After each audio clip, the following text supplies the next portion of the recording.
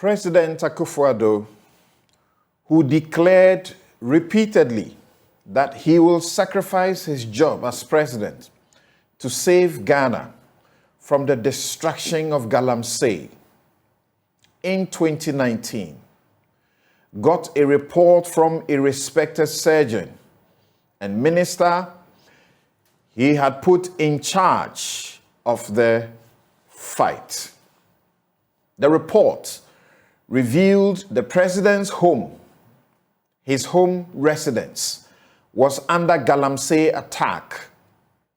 The NPP's youth organizer was doing galamsey in the president's garden, his garden, and he did nothing about it.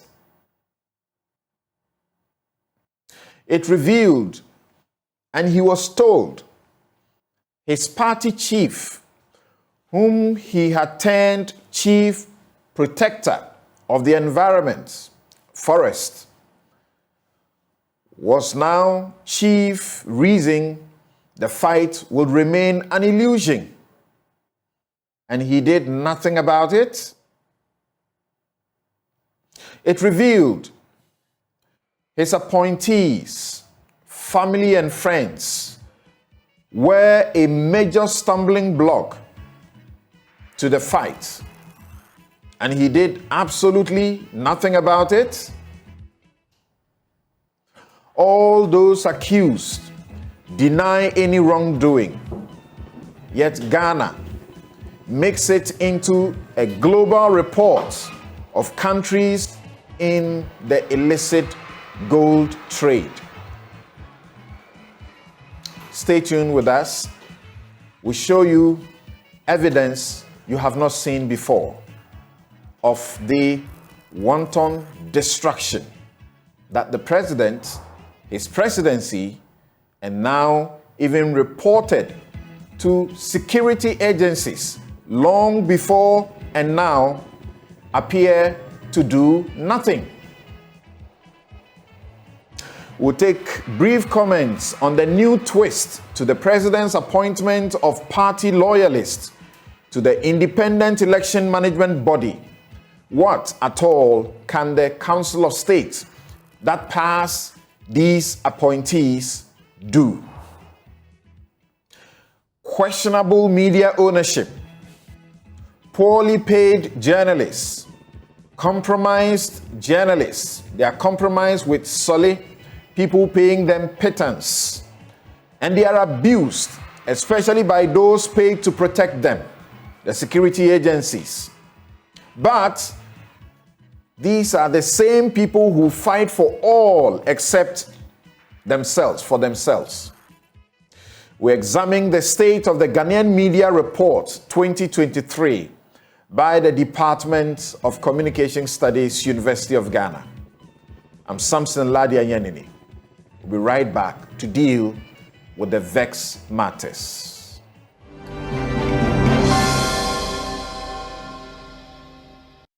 Welcome back. This is Newsfile. It's your most authoritative news analysis platform.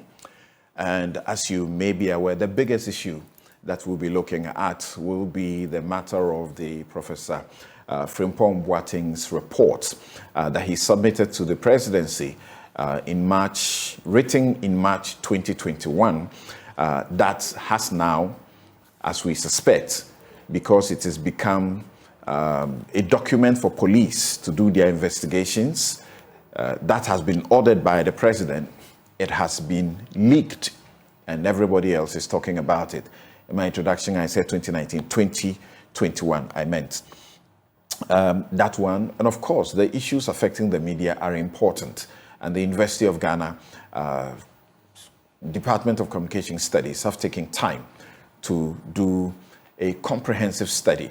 They are going to do so every 3 years to tell us about the state of the media. They have issues with ownership of media, some of it very opaque. Politicians are having conglomerates of media entities for setting propaganda benefit. That doesn't help the country's development. They have issues with that. And journalists that are poorly paid, they are abused, and the majority of the abusers are state actors. You believe that? Yeah, that's true. For some of us who have been representing journalists in courts, most of the times we are aware of these. They are poorly paid, 500 Ghana cedis. Some are paid even less than that. Now, let's get to my take now. Samson's take, I'm continuing from where I left off last week. So this is part 2, where I say act professionally, stop the abuse. So last week it was generally about the unconstitutional and unlawful conduct by law enforcement agents against the people who pay for the uniform and the gun. The uniform and the gun which they use to abuse those who pay for them. I spoke about my shock and utter disappointment about officers from as high as the IGP's office impounding a media house branded vehicle carrying staff of Joy FM to cover news of the arrest or investigation of the NPP youth organizer last Thursday. It was unlawful and such an abuse, egregious abuse of the prosecutorial discretion.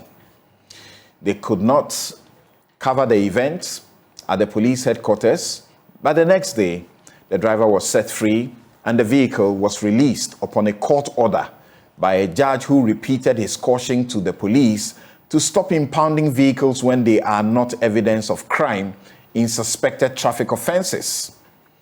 I mentioned that the wrongs are also suffered by junior officers in the army and police, where some are subjected to indignities, as though the constitution that we are practicing, the constitutional democracy, ends at the front of the barracks. Dear Ghana Army, listen to me. The Constitution's requirement that people suspected of committing crimes are presumed innocent until admitted or proven, and that a person restricted, arrested, or detained can only be kept in custody beyond 48 hours by permission of a court applies to you, the Ghana Army. All security agencies, for that matter. Our courts have held that your regulation allowing you to hold an officer in custody, or what you call your guard room, for 90 days is unconstitutional. I am very sure you are aware of ex parte Captain Daniel Nietzsche, where the High Court held in the human rights action that your own regulation, which allows you to hold your officers under discipline in the guard room for 90 days, is unconstitutional. Therefore, you are subject to hold them before trial, that is court-martial, or whatever you want to do, for within the same time that the police is allowed to hold any person. That is 48 hours. Now, how do you explain why one officer, as we speak, has been in your guard room since November 2022 without a charge and has not been tried? His lawyers have written to you and you have ignored it. A chief of defense staff, this is a democracy. The army is not beyond the rules that govern us. This military officer was so abused, he alleges, that he decided to resign from the army. He sent 3 different resignation letters, all of which were not respected. So what did he do? He got a lawyer, filed a case in the court, and has been pursuing that case. You sent your military police to arrest him in the courtroom. The judge was angry about your conduct. You don't do that in a democracy. Enter a courtroom to arrest someone. So Right after the court process, on that day, November 2022, you arrested him. You took him, to the Burma camp, and then later he was taken to the Michelle camp, and he's been in the guard room since then, without a charge and without a trial. Please, this is a democracy.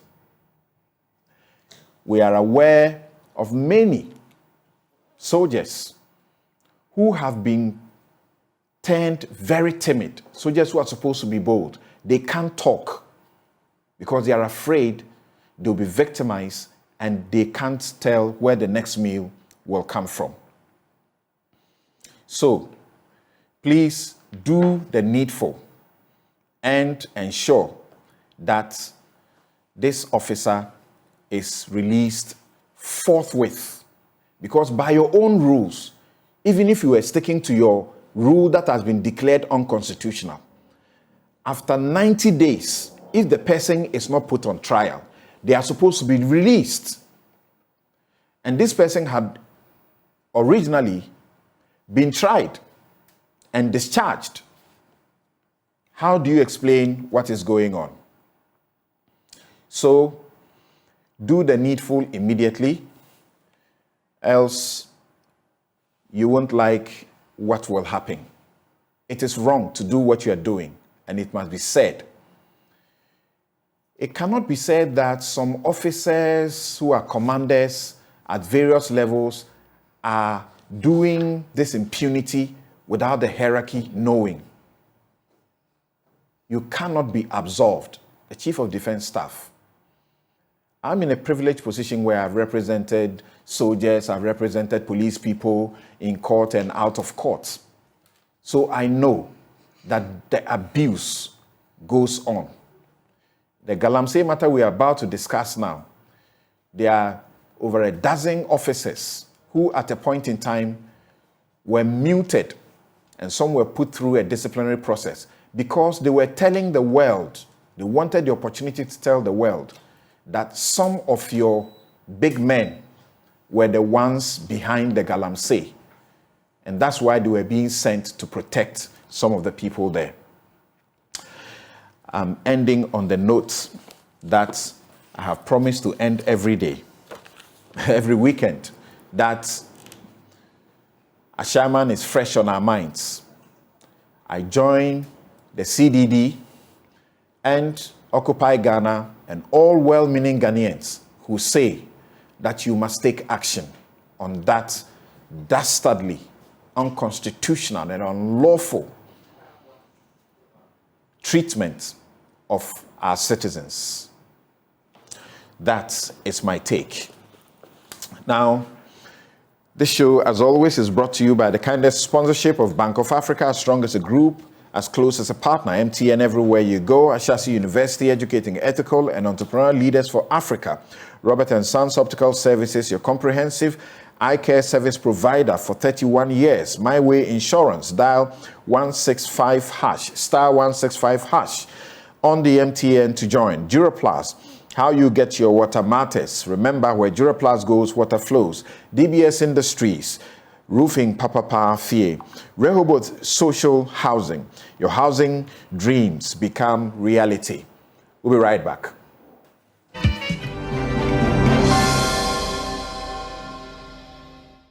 You're welcome back. This is Newsfile. It's the most authoritative news analysis platform, and here on Newsfile, we put Ghana first.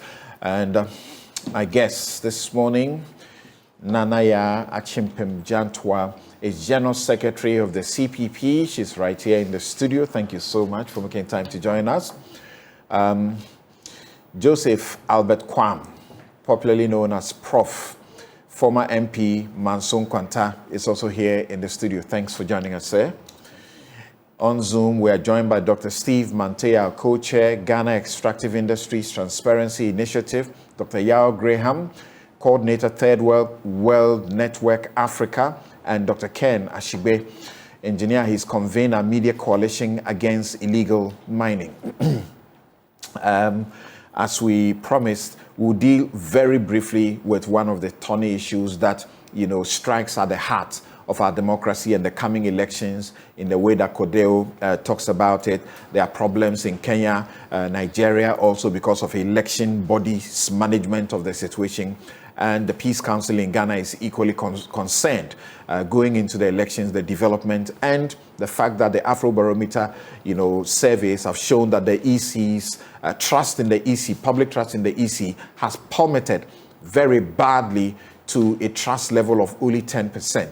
We'll deal with that very briefly with our guest, who will choose to comment on it, and then we'll go to the next issue. And when we do, Dr. Yao Graham has to leave us, so he will do a quick, discussion of the matter of where Ghana finds itself in the illicit gold trade, and also mirroring that on the Professor Frimpong Boateng report.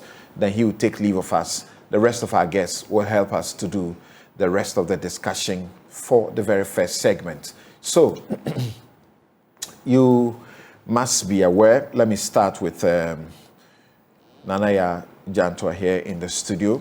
And I've heard that you have actually, given some comments on the back of the NDC's petition to the Council of State to take a step. I don't know whether the Council of State can revoke the appointment of these individuals or not, but that is their petition.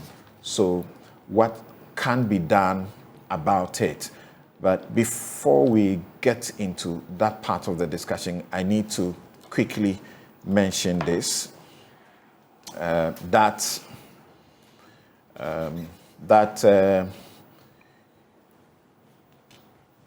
Newsfile notes that Sheikh Alhaji T.B. Bamba denies familial or any relationship with Hajia Salima Ahmed Tijani, one of the persons just appointed to the EC.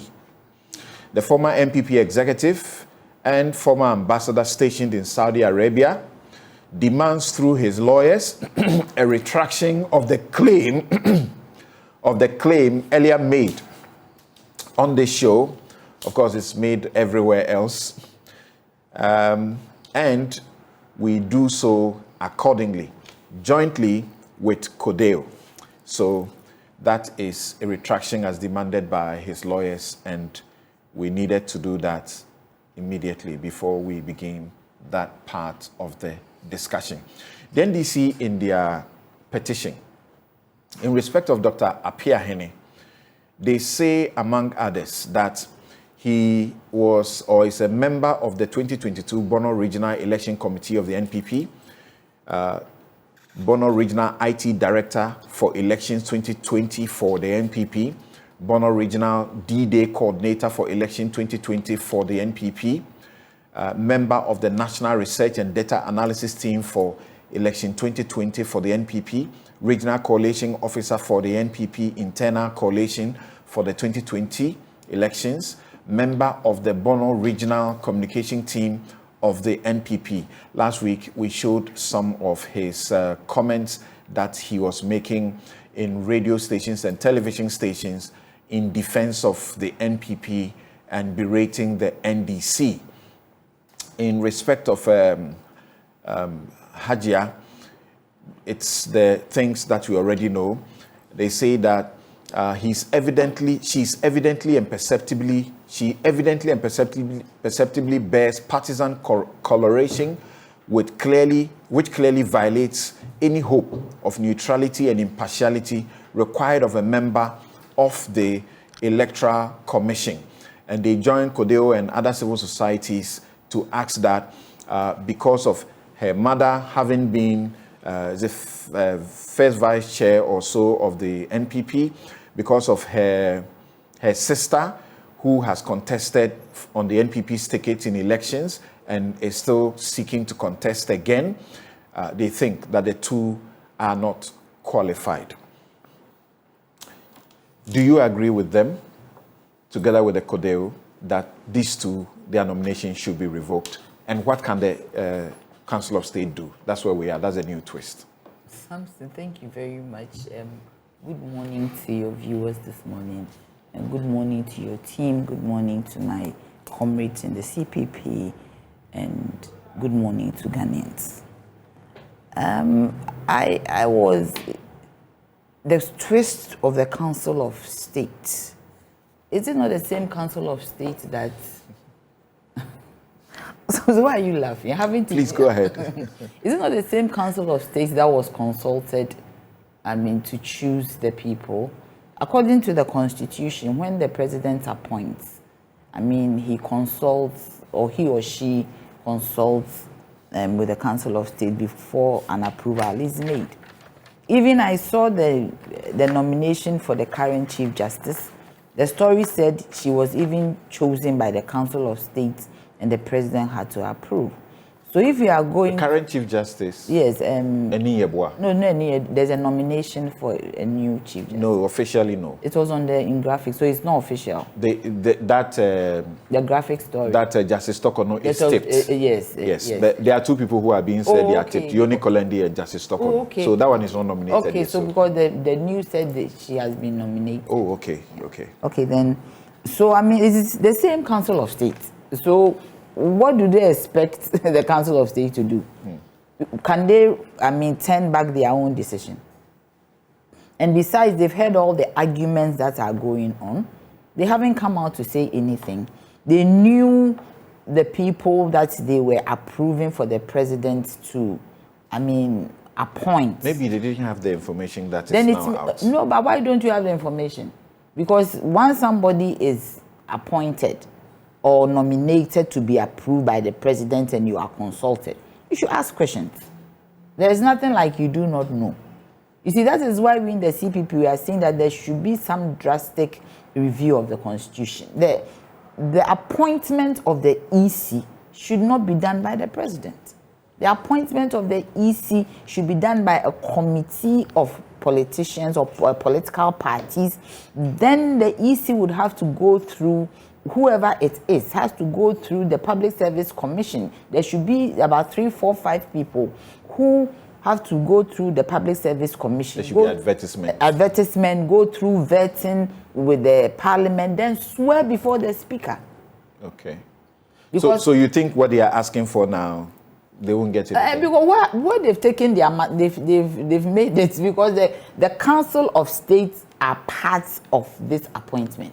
Okay. So if you are part of a does it matter that they copied the letter to the Peace Council, the European Union Observer Team, the African Union Observer Team, the Catholic Bishops' Conference, the Christian Council, the American Ambassador, the British High Commissioner, the German ambassador to Netherlands? Does it matter that they did all that? That one it does, because on that score, maybe because of the peace of the sub-region, these groups would look into it.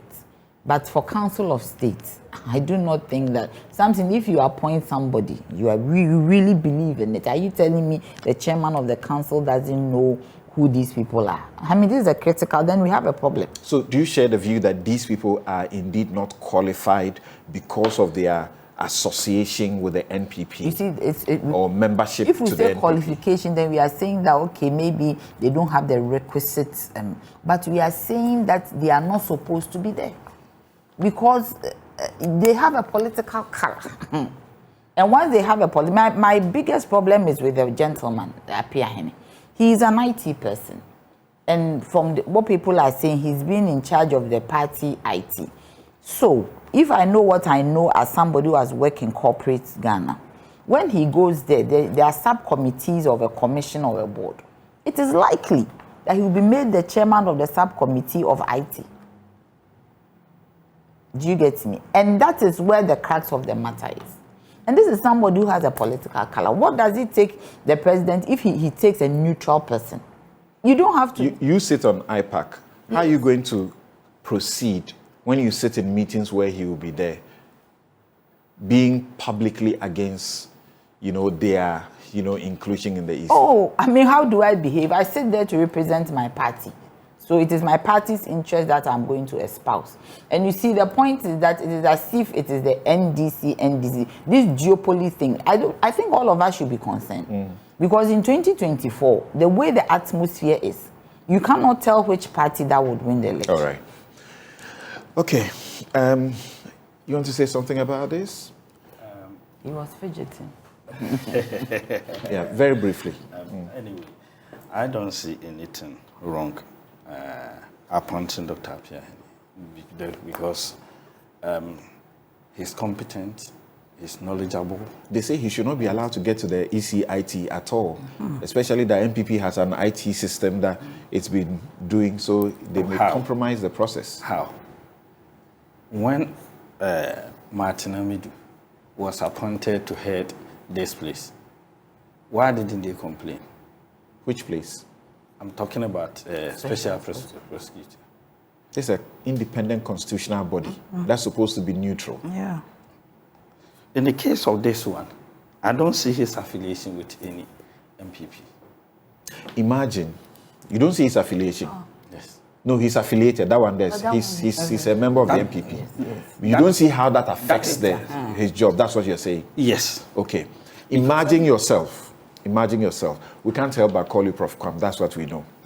Imagine yourself, say, that you were in the opposition, and this was NDC doing this appointment.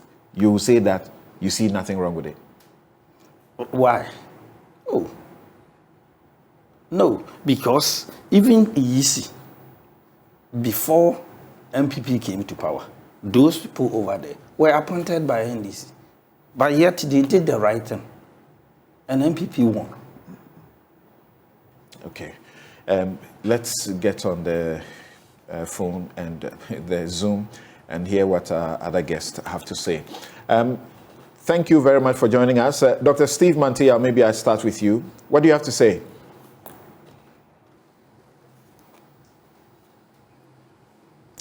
Hello, sir. Please unmute your mic.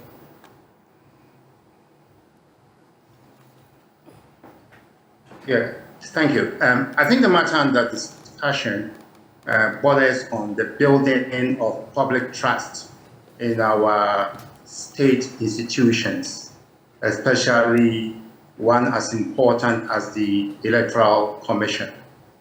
And it is a reason that I believe that even though the person in contention is said to be competent, we may need to adhere to the loud calls for his withdrawal. Otherwise, we'll be setting the stage for future electoral disputes, and that may not bode well for this country. I've had calls that the Council of State should withdraw their advice to the president. I do not personally see to what effect, because the advice of the Council of State is only an advice, unless it is actually mandatory on the president to take that advice. Withdrawing that advice can only have one of a moral effect or weaken the moral grounds on which the president has acted. But apart from that, it may not be able to force the president to do otherwise or to withdraw the appointments. I again think that making representations to the Council of State is in order because the Council may not have been privy to these facts that are now coming up in arriving at the particular advice they offered the president. So yes, they may want to reconsider their advice. But question remains whether that advice, again, actually bind on the president. All right. But in respect of the woman, Madam Salima Tijani, is it really a big deal that her mother was the first elected women, first vice chairperson of the NPP, and I'm reading from the Codeo release. And then of the NPP in the Northern Region, while her sister, Hajia Abibata Shani Mohammed Zakaria, is CEO of the Microfinance and Loans Center, Maslow, contested the 2020 MPP primaries for the Yendi constituency and has already publicly announced her intention to contest again for Yendi in 2024. They say that that's multiple close familiar relations with leading and active MPP figures raise apparent conflict of interest concerns, and for that matter, a legitimate perception and appearance of a lack of independence. Nanaya said a while ago, she's not really concerned about this woman, but Dr. Apia Hene. Do you share the same view? No, I do not. You see, we are dealing with a case of conflict of interest or potential conflict of interest.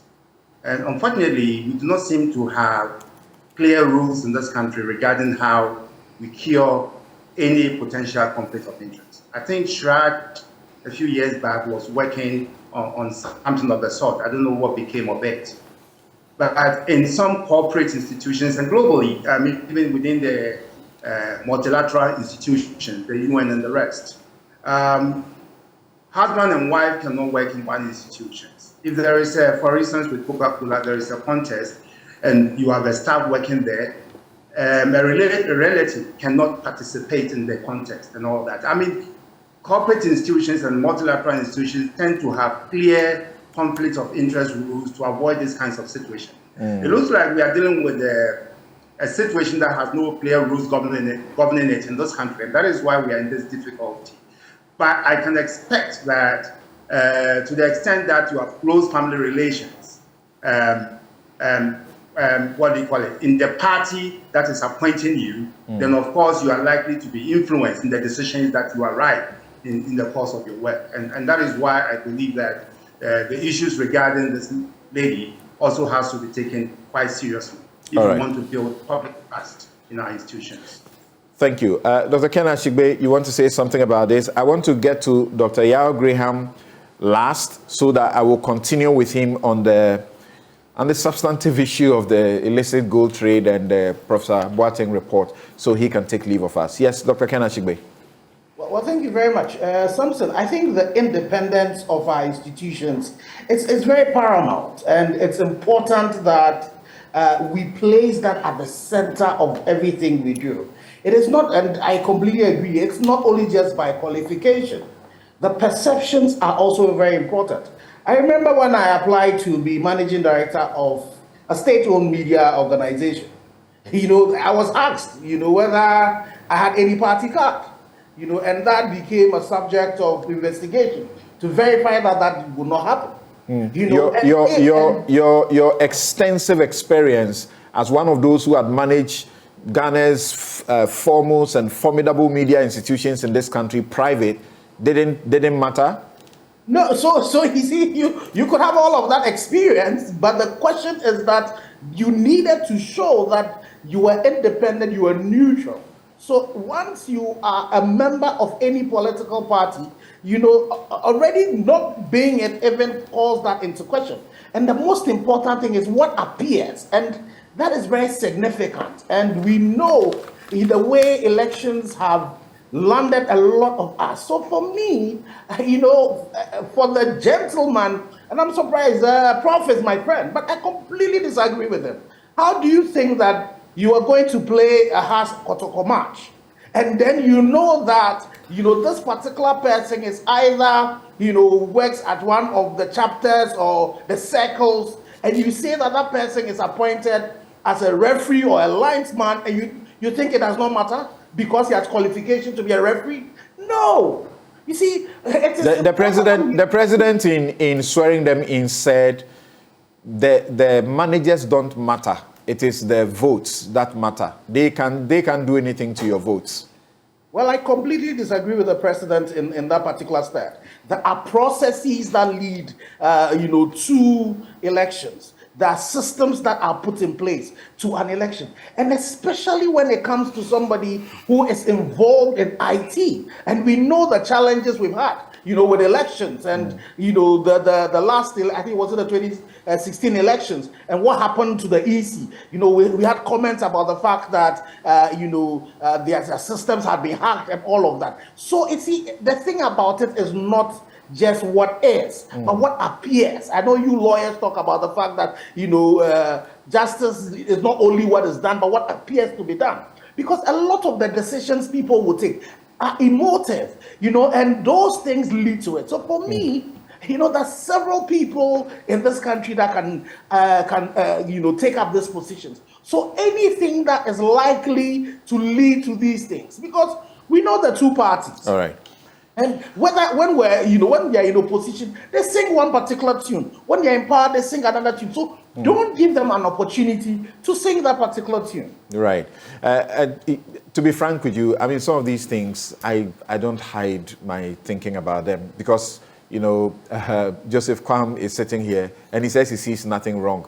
I've sat on this seat for over a decade, and I know what they would have done if it was in a situation. What they would have done would have been far stronger than what the NDC is doing today.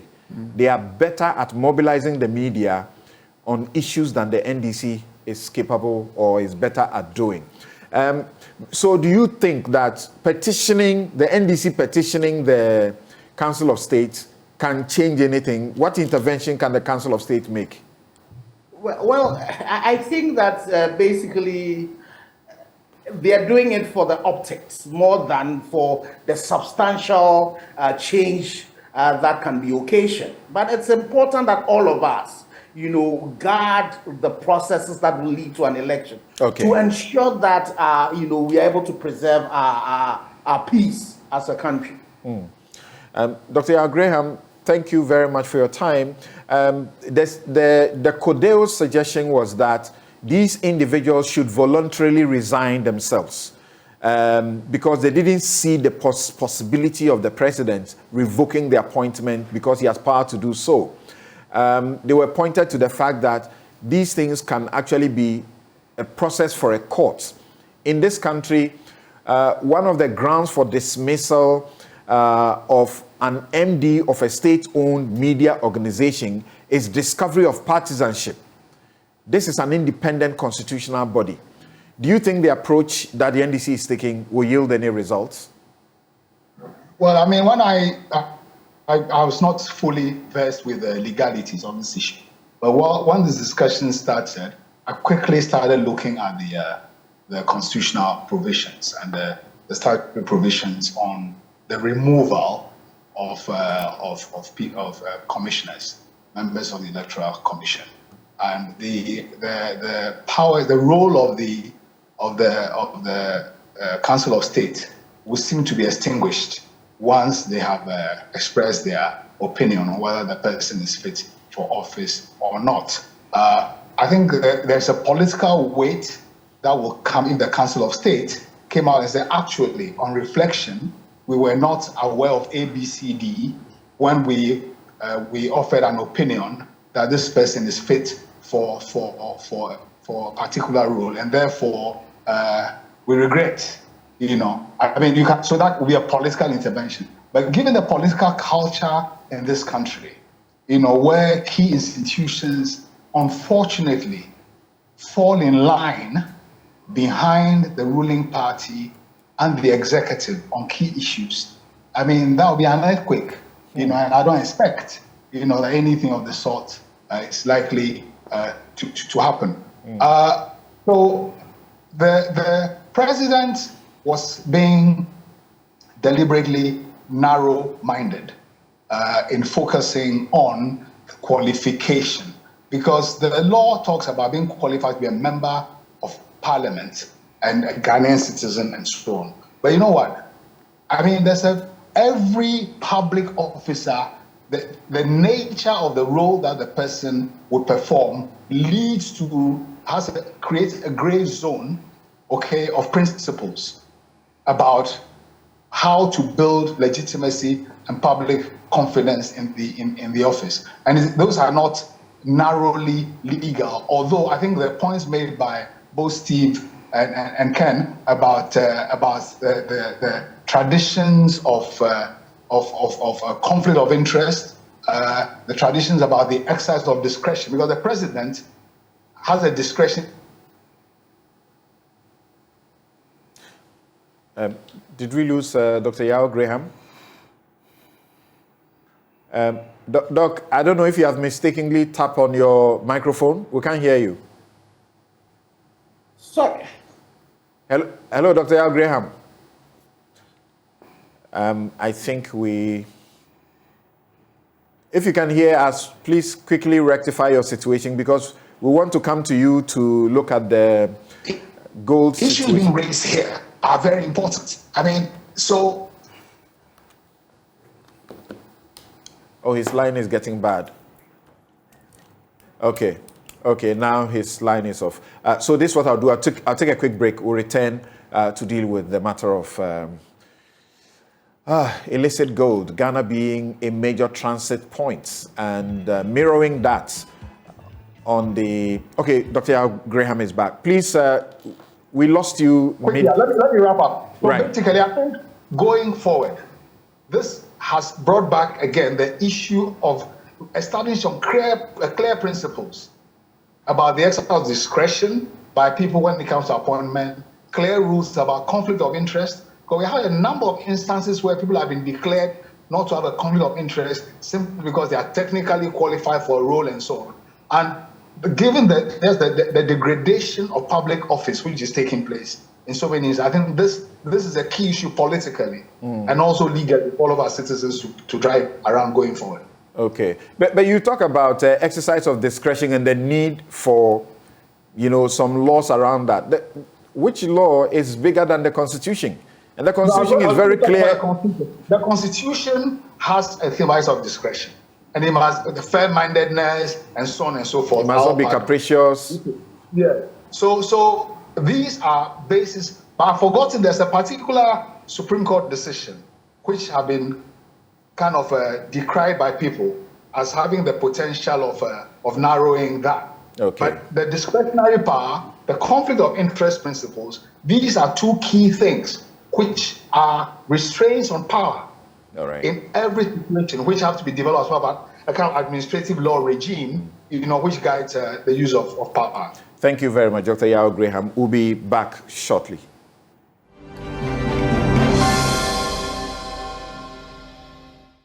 You're welcome back. This is Newsfile. It's your most authoritative news analysis platform. And here on Newsfile, as always, we put Ghana first.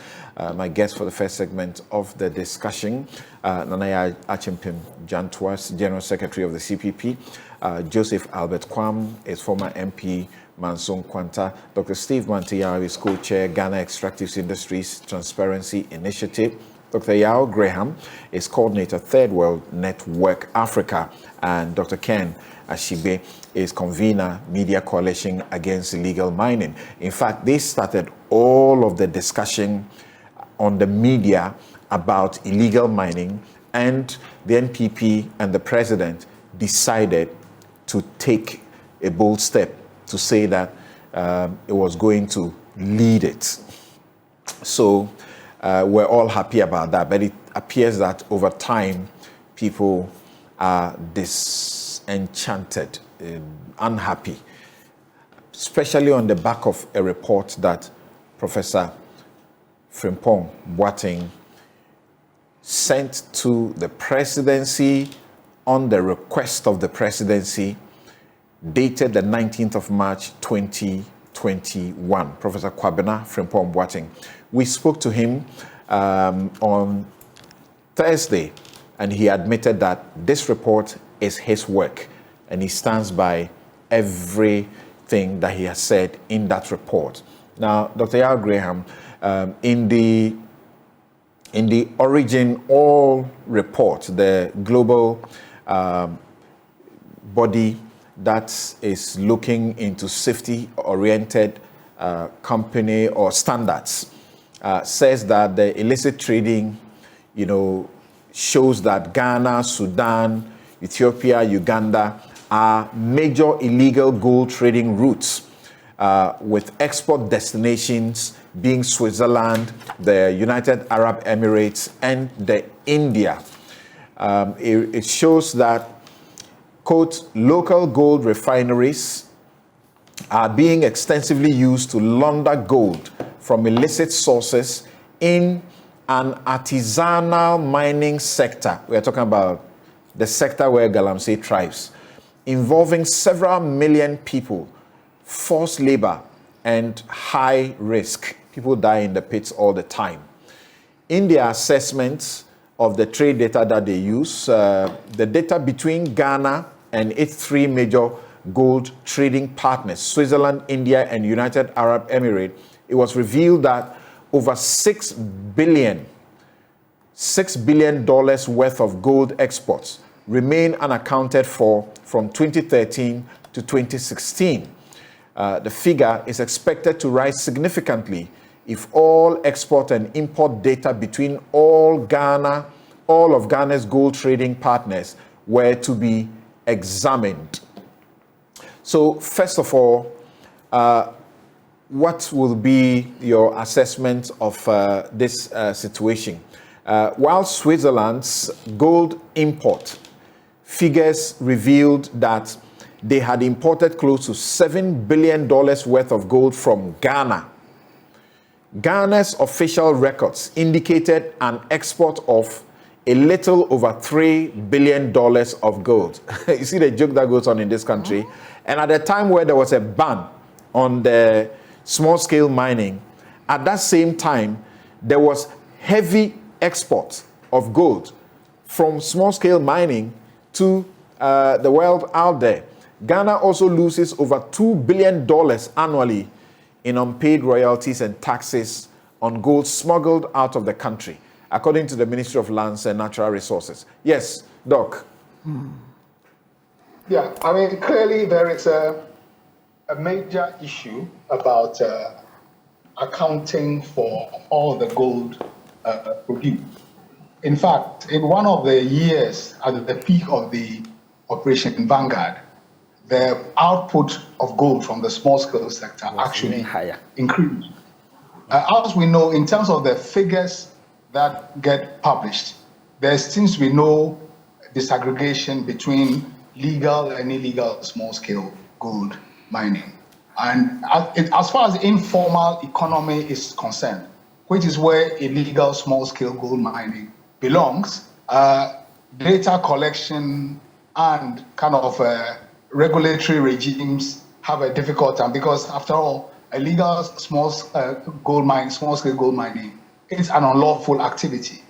But there is no, but the point I want to make here really is to draw a connection between the confirmation of the suspicions which have been widely held, about the scale of political protection, the political connection between large-scale criminal gold mining, and I'll not use the word small scale, because actually the scale of this criminal activity with political protection and political connection is extensive.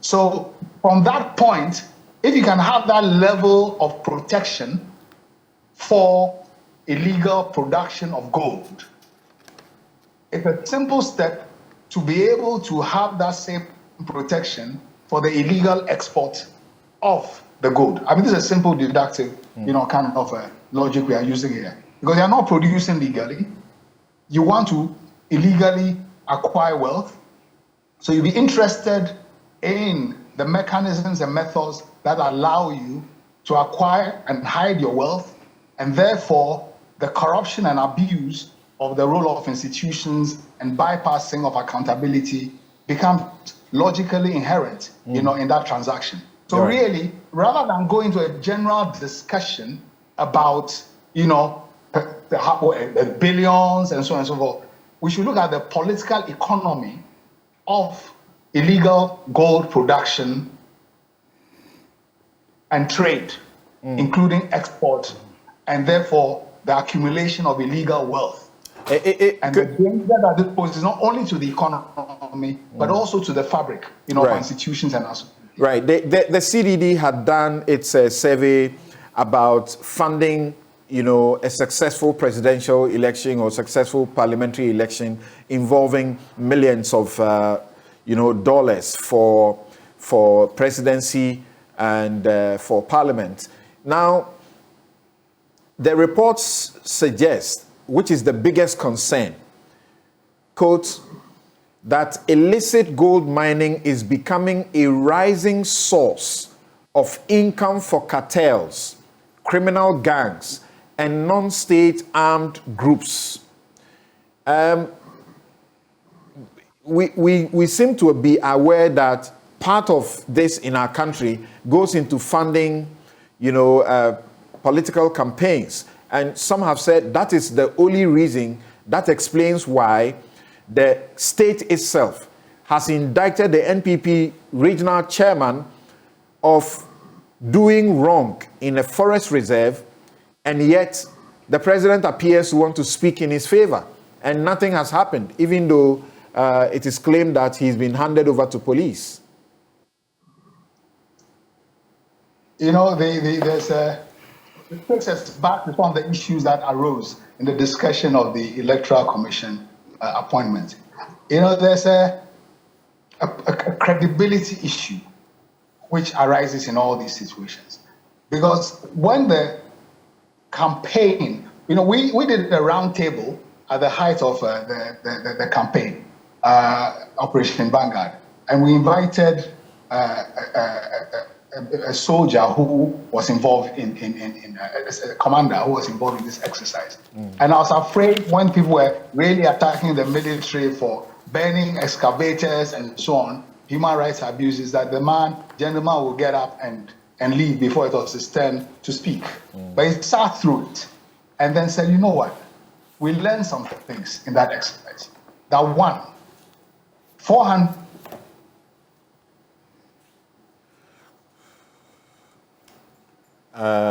Dr. Graham's line again.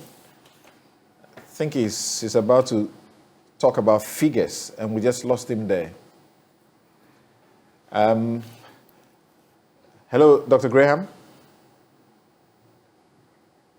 Okay, so hello, Dr. Graham. Figures, and that all the hello, Dr. Graham. Hello, Dr. Graham. Yeah. Yes. We lost you at the point where you were about to give a figure. I think you were mentioning 400 something. Yeah, I said the soldier said 400 soldiers will not solve the problem of illegal gold mining because the extent of political protection and political involvement, and proceeded to illustrate it by saying, I can point you to this forest reserve in the western region, to this place in Ashanti, where this exercise is going on right now. And that we arrested Chinese people. The next day, they were out because some political person went and asked for them to be released. So Aisha Wang has become the poster girl of illegal gold mining. But it's a joke because we are put a xenophobic kind of spin on something which really is a domestic problem. All these Chinese who are in here are here because, according to the Frimpong Boateng report, they have protectors, they have allies, they have cooperators. So before we get to the illegal trade, the foundation of that is a scale of the overlap between political power and criminal activity. Interesting there. So let me get direct into this report, and then you could take leave of us, and then we'll continue with the rest of our guests. This is a March 2021 report submitted to the president, who declared and has repeated that he will sacrifice his presidency to win the galamsey fight to save our environment, the water bodies, which we are all told, and even lives.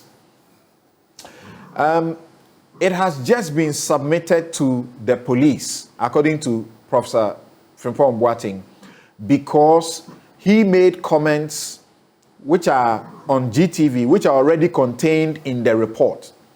And he made those comments known to the president, and the president only now asks the police to probe those allegations made publicly. What did the president do with this report? Isn't that the most important question to ask, sir? Well, it is an important question, definitely is an important question, but we are discussing it. That's why I'm interested in not focusing on the volume of illegal export, but the foundation of the illegal trade. Because unless we discuss it that way, really we'll be chasing shadows. What is the foundation of this illegal trade? I think that is really where, and it is clear that given some of the claims have been disputed, but even if some have been disputed, the overall picture it paints is of a certain overlap of criminality and political power. That is the essence of what we're dealing with.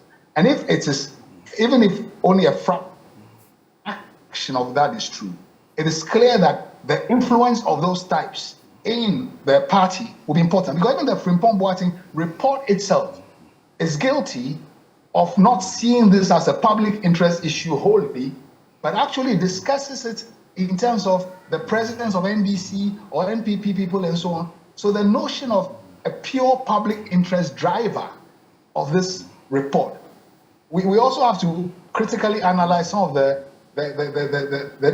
mindset which is reflected in that report.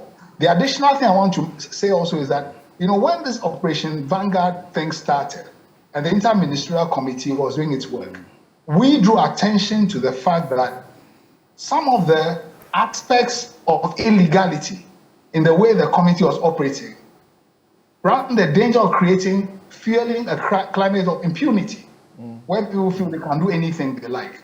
So what the report also points to is also that there's a culture of impunity around the use of office and institutions, which really is a cancer. And if the president is sitting at the top of this pile, and the lens is we need to protect our party, we need to pay attention to NDC, MPP constituents, and so on and so forth, as part of the overall picture, you can be sure that some of that calculation will be informing some of the debates that are taking place at the highest levels about how to approach this. So the damage limitation will not be how do we protect the public interest, but sadly would continue to be how do we save our party and win the next election, which is not the public interest. So we are talking about party political interest superseding national public interest. Right. So let's get your global view of the responses that have come so far, and that will be my final question to you. For example, he names quite a number of people. He says that he told the president directly in the presence of Sir John that Sir John was the head of the Forestry Commission, that he was a real problem. So I'm asking, what do you make of the responses that have come up so far? Most of the people say, well, he's pointing at us.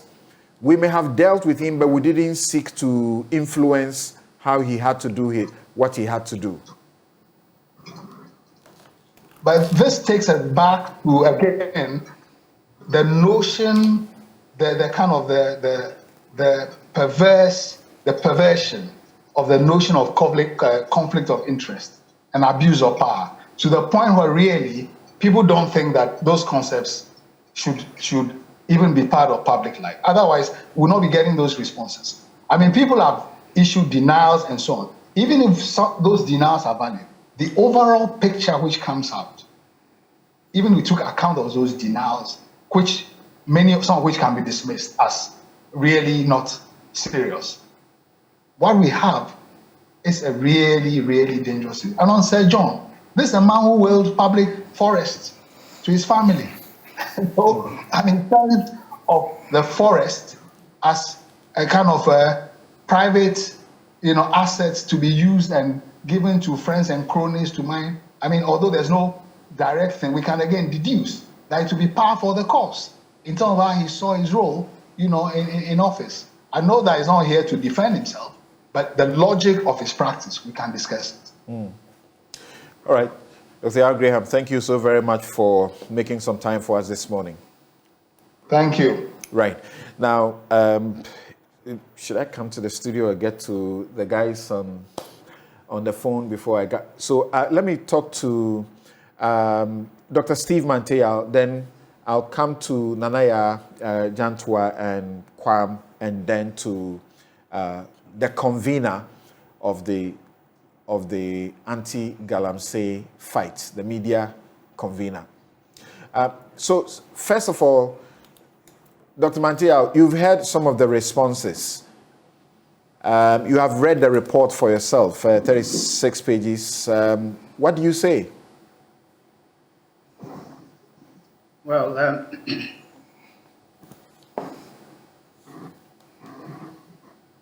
well, Samson, this report, its contents are very revealing, but not surprising. That they expose pretenses that have characterized our supposed fight against galamsey in this country. But for me, I think we've known this all this while. And so this comes only, as Dr. Yal Graham indicated, comes to confirm what is already public knowledge. In fact, this public knowledge is even documented in the NREG report. NREG is actually the Natural Resource and Environmental Governance Program, which was implemented by this country between 2008 and 2018. 10 years, we sank millions of development aid into trying to reduce the illegalities in the mining and forestry sector. I had the opportunity of joining an international panel to review the end of project report for the NREG. And the conclusion the panel came to was that over the period of 10 years, illegality in mining increased rather than reduced. And this was largely because of vested interest. And that those who were clothed with power to deal with the illegalities were themselves perpetrators of these illegalities. And this was contained in the 2018 end of project report of the NREG. So we've known this, and I think that Professor Frimpong's report only comes to confirm this. If we were a serious country, serious in terms of taking act on the recommendations of reports of this nature, perhaps we would have acted in ways that helps us to address these menace.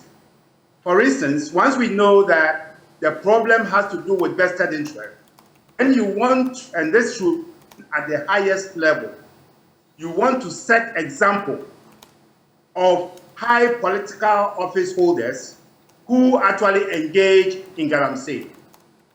So, for instance, if it has to be a chief who is put on trial for involvement in galamsey, that will send a signal, at least it will put the fear of God in those who may be tempted to get into it. But to the extent that at the level of the presidency, there is a certain complicity, then it becomes very difficult to fight it. So I've always actually described the fight against galamsey as a charade. And I've never really taken the president serious, especially when he said he was putting his job in. From 2021, when he received this report, what has he done about it? Not even a public expression of indignation of the revelations in this report and directing actions that will actually get to the bottom of the allegations that are contained in the report.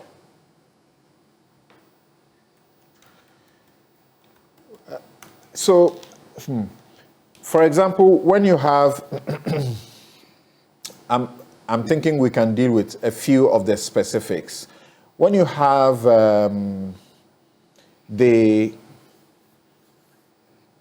as we understand, the powers of government, according to the Constitution, are to be exercised in the name of the people and for their welfare.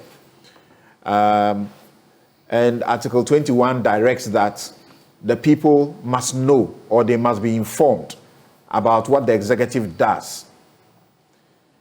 the fact that we are told about cabinet directives, policies that were treated with contempt.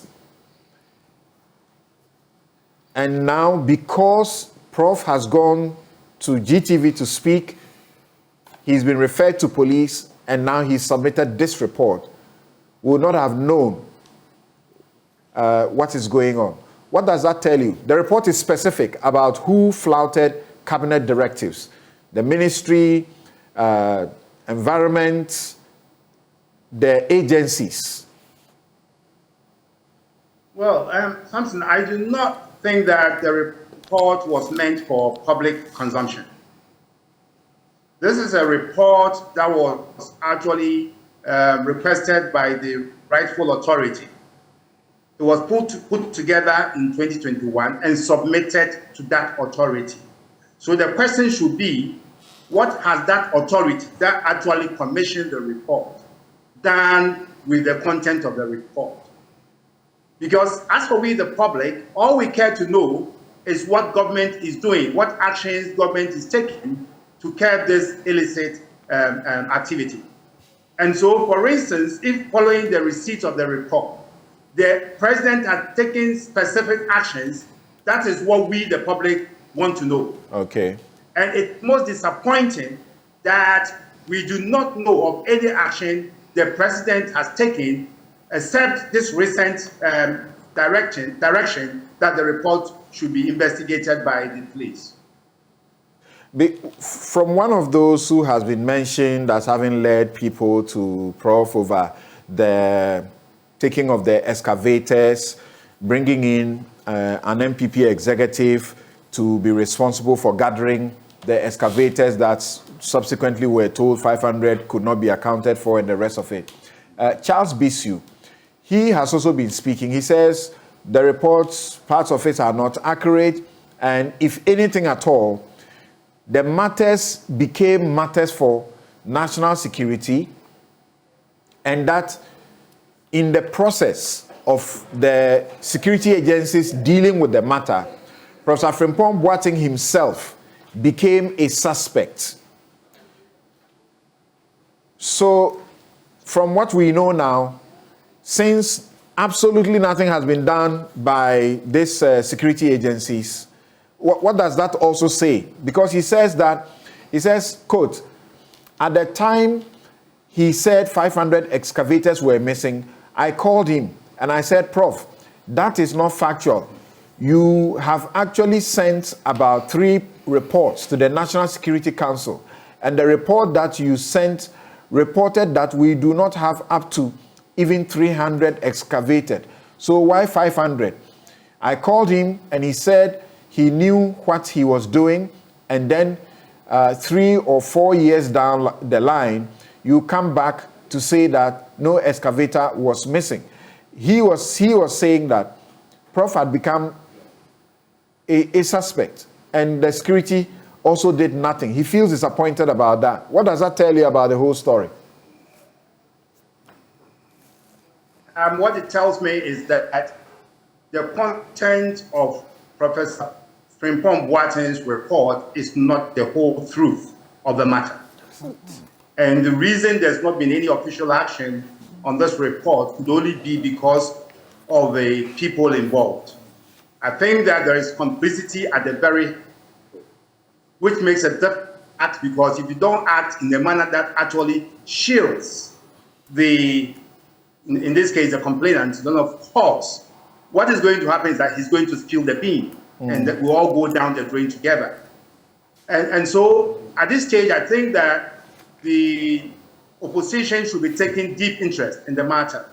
Otherwise, because this is a partisan thing really, and it is this government, MPP government, that are being cited in this case. And so you want a bipartisan approach to investigating the matter. We cannot even leave it to you, because the management of Yoko were appointed by the president.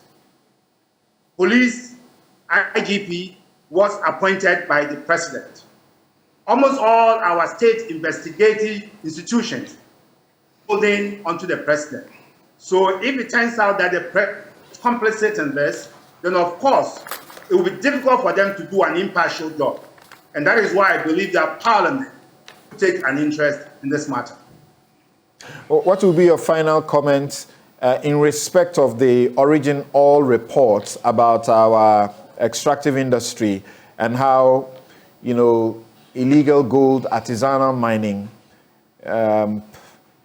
is posing such a danger to us? I've done in the past 20 years and more, I've done a lot of work on mining related issues. And currently, my committee, the Extractive Industry Transparency Initiative, is being supported with some World Bank partial grant and partial loan to the government of Ghana to try to help formalize the sector. The major, for me, the major risk I see in illegal mining activities in this country is the risk of political capture. And I think Dr. Yao Graham alluded to this. We face a huge risk of political capture by criminal gangs who actually make illicit money from illicit mining activities to finance political parties and then hold on to power.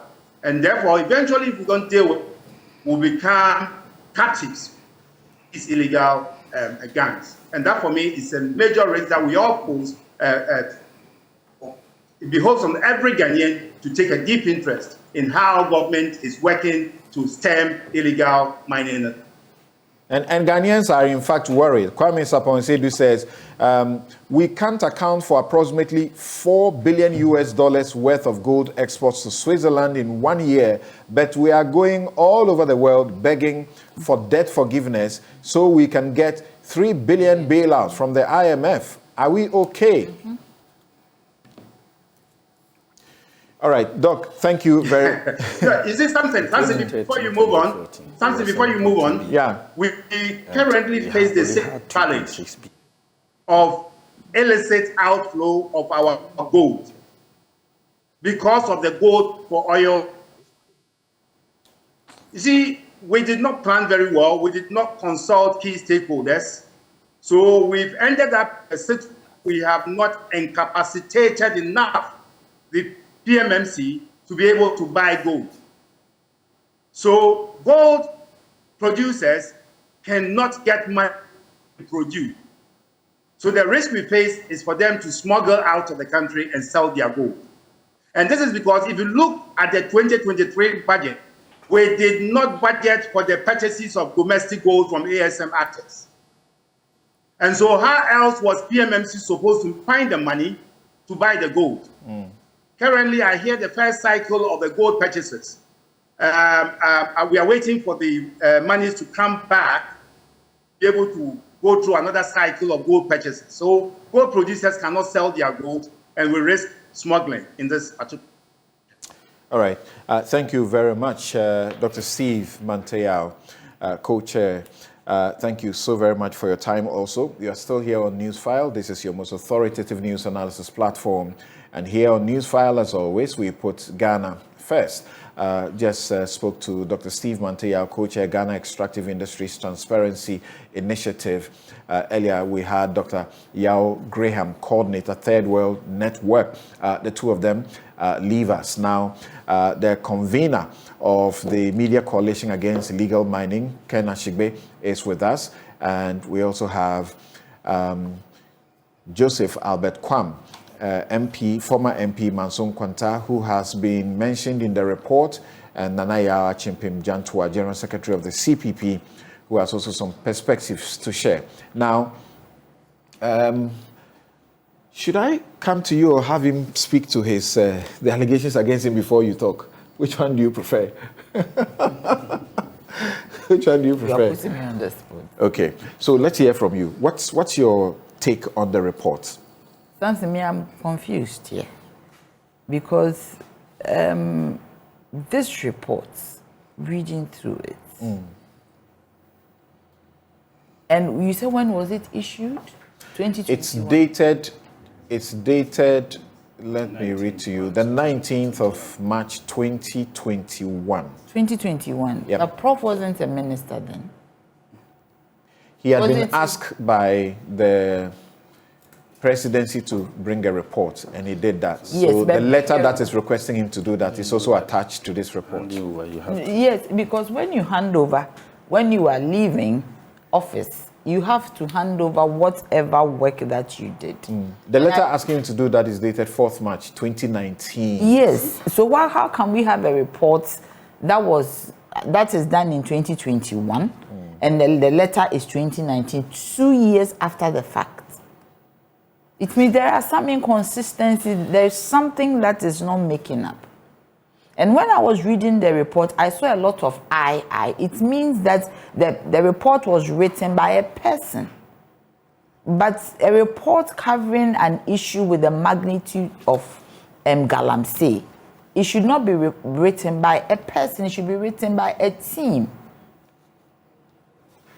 With a secretary who does all the minutes and compile the report. Because if I am told to produce a report in the year 2019 and the report comes out in 2021, in between there is a gap. It means there's a problem with the report that we have to interrogate. The inconsistencies are not, they are not very pleasant. $6 billion of gold being taken out illegally. Samson, please, when a commodity is leaving this country, where does it pass? Doesn't it pass through legal means? It passes through the airports, the seaports, or whatever. And there are customs officers all over. So it is clear that this business that we are talking about, that we are all, worried. Some people are really complicit, and the government is in it. Because you cannot illegally export $6 billion worth of gold, and nobody is aware. The system is not aware. Nobody is talking about it. Nobody is finding out where the gold is going. Then it is clear. It is very truthful. Sir John has become a very troublesome ghost, because even in the report, it says that he did not allow the Forest Commission to be on the galamsey platform, which is a software that was used, to interrogate whatever was going on. It says clearly that the Forestry Commission was not on the platform.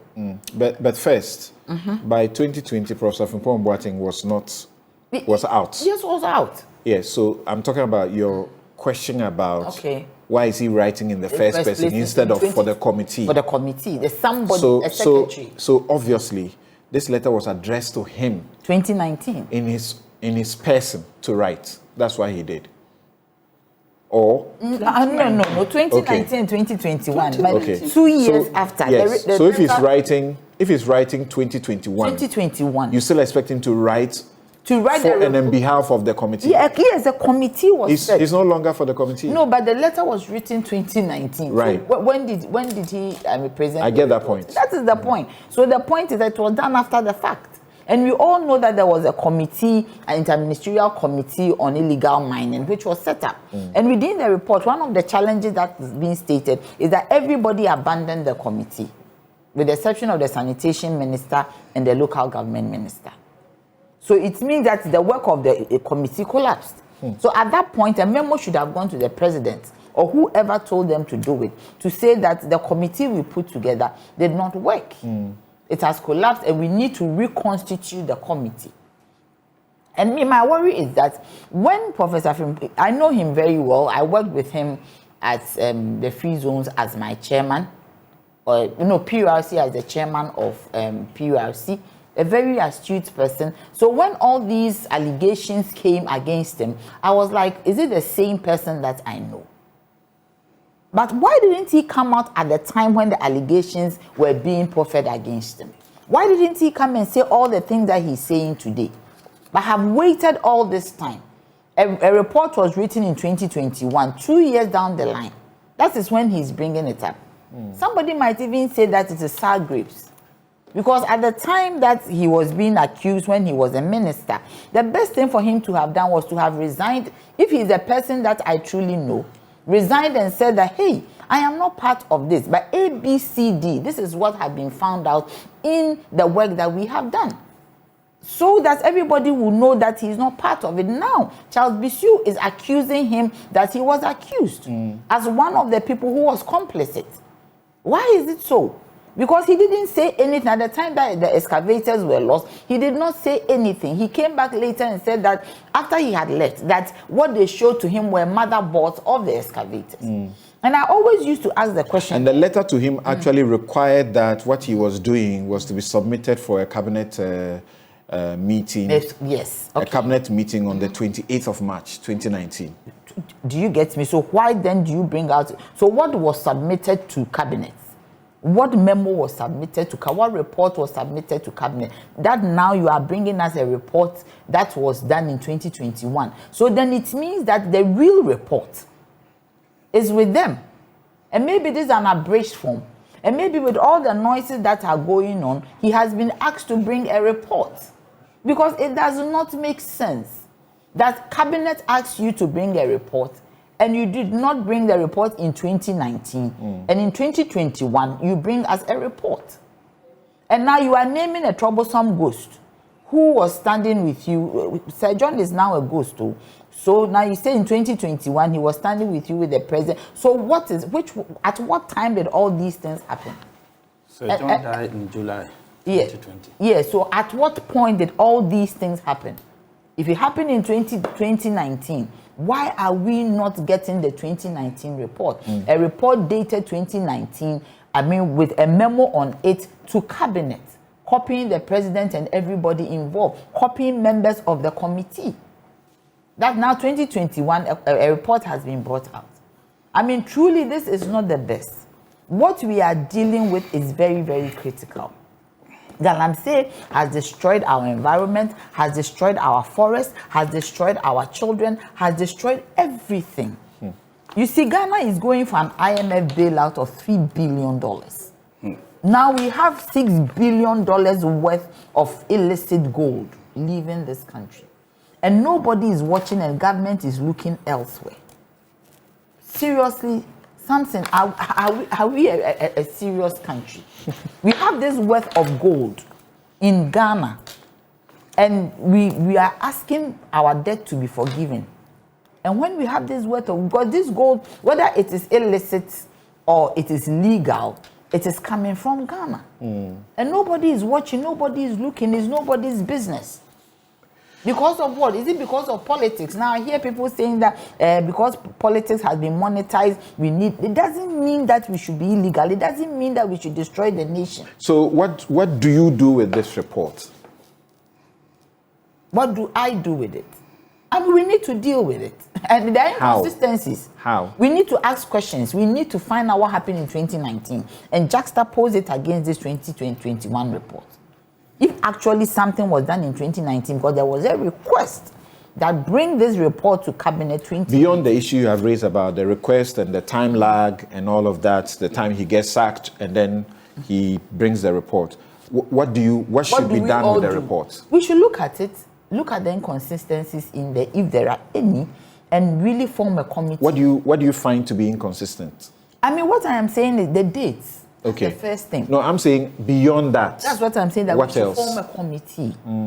A committee that is not partisan to look at this report. Who should be forming that committee? With some experts. Who should be forming The government should be responsible. He's been reported to the police. The police is investigating it. That is why he takes this report to the police. No, you see, as Dr. Manteau said, at this moment, we need to get to the bottom of the matter at stake. The police can't do that.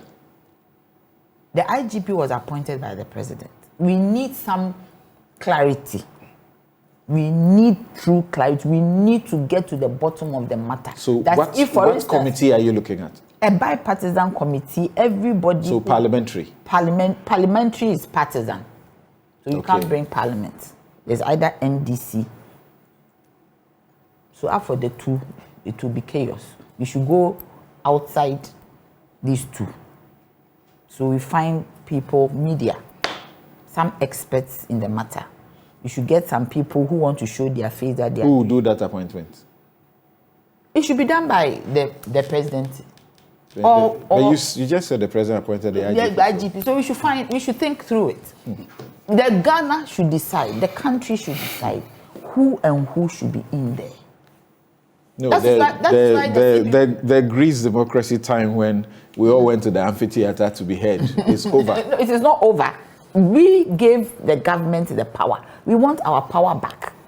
When you read the constitution, the sovereignty, the power that is given to the group to rule the nation lies within us. That's correct. And now this is what is giving us a problem. Because wherever you go, our waters are gone bad. All right. So we need, as a nation, ourselves to say that we want A, B, C, D. I think there are some credible people who are around. The media can even lead the cause. Civil society can lead the cause.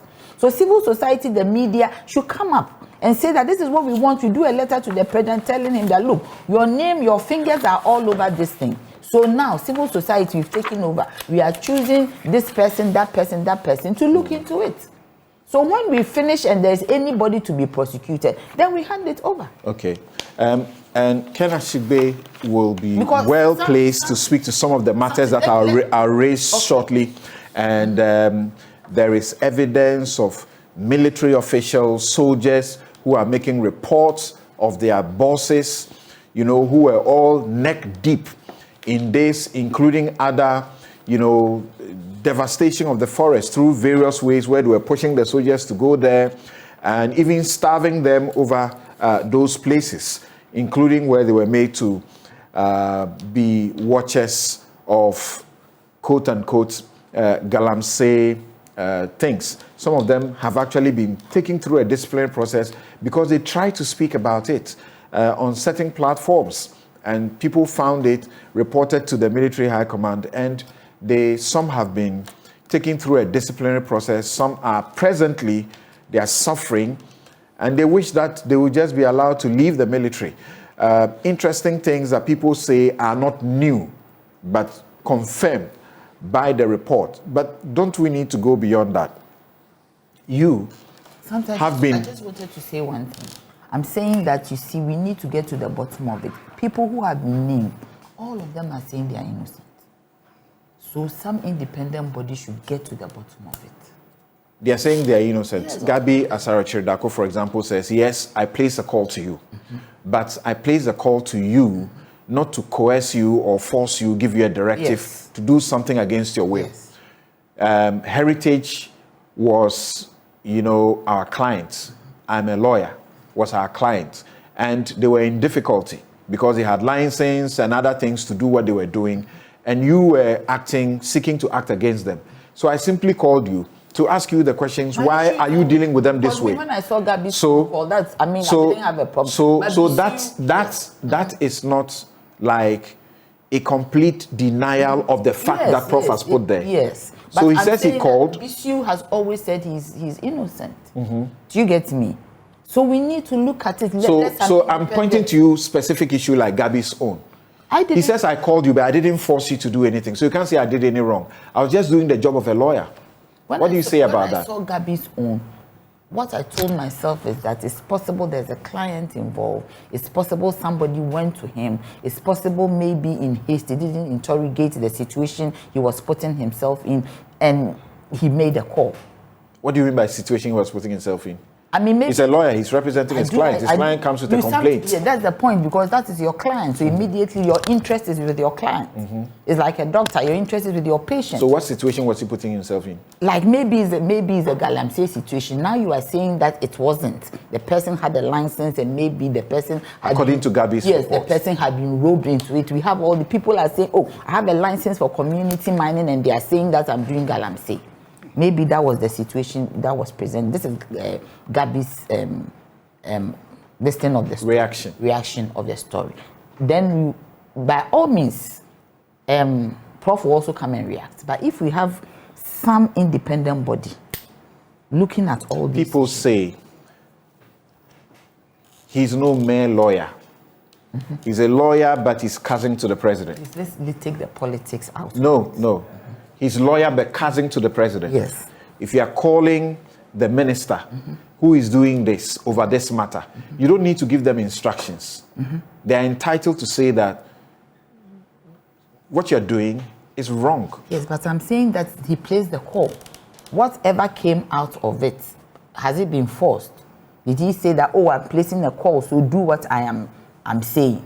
That's different from placing a call to intervene. Right. Do you Now, get me? now, yes. So let's hear from you as briefly as we can. In the course of this week, you have been on this platform. You have sought to explain yourself and deny that you actually had concessions where you were selling to party people, among other things, for 100,000, for 200,000. Prof is lying. How can this be true? I don't know. Can I say he's a blatant liar? Yes, he is.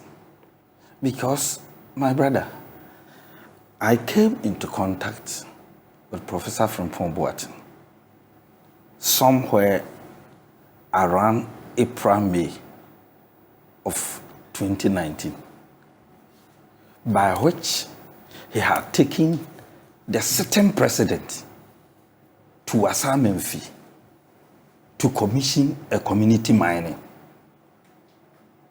But strangely, the land that was used for the community mining was meant for Golden Star. So I told him, Prof, that is not right. You should have involved Minister of Lands and Natural Resources or Minerals Commission. Because before you assign a concession, the place must be free from encumbrance. But to this, it means it was more or less double concession at the same time. That for Golden Star, and at the same time for the people that you are doing the community mining for. So that is what I said. So I told him he should allow all the MPs in the mining communities to come together for us to meet him to discuss certain issues. He rubbished me. He didn't mind me. Then, you see in the report, he has accused Asumachreme as hostar, as well as Honorable S.K. Boaf and my good self. The reason is that the president directed him to make sure that Ministry of Lands and Natural Resources should take over the establishment of the community mining and everything. So it was there that Minerals Commission started creating small-scale designated areas. So across the country, almost a lot of them. So when small-scale designated areas were created, my brother, look at this document. This is a gazette, right? So look here. This place has been mapped out, and it has been gazetted for small-scale, a small-scale designated area.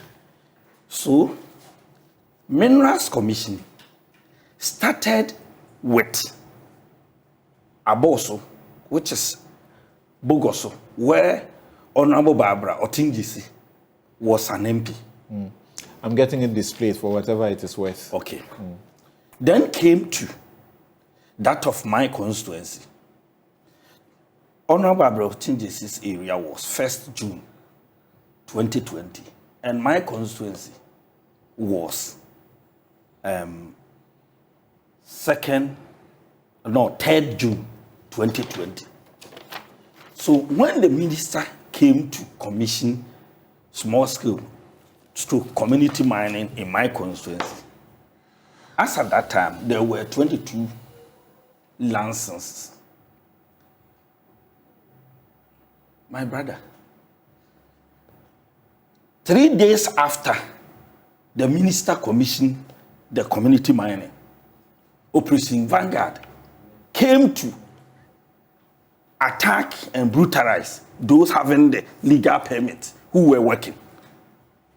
And the reason was that Professor Frimpong Boateng said he has not authorized these people to work. And he has no knowledge about the lances that they are holding. Were the operations not halted until a certain vetting process would pass those who would have been deemed, worthy to be able to do the work? So what is this thing about people holding licenses? It didn't matter at a certain point in this process. He was dealing with illegal miners. But Minerals Commission started fresh applications from the small-scale designated areas. So this is fresh applications that they have issued to prospective miners. And he was dealing with the illegal miners because it was Interministerial Committee on Illegal Mining. And this is Minerals Commission work. Minerals Commission has been mandated to manage lands that contain minerals. So during this time, when the Operation Vanguard came, I'm talking about this time, the military were out, but I was police. No, I said no. I will not allow this to end. So I personally told the president about how Operation Vanguard are brutalizing people who have legal small-scale mining permit. That is all the interaction that I keep with him.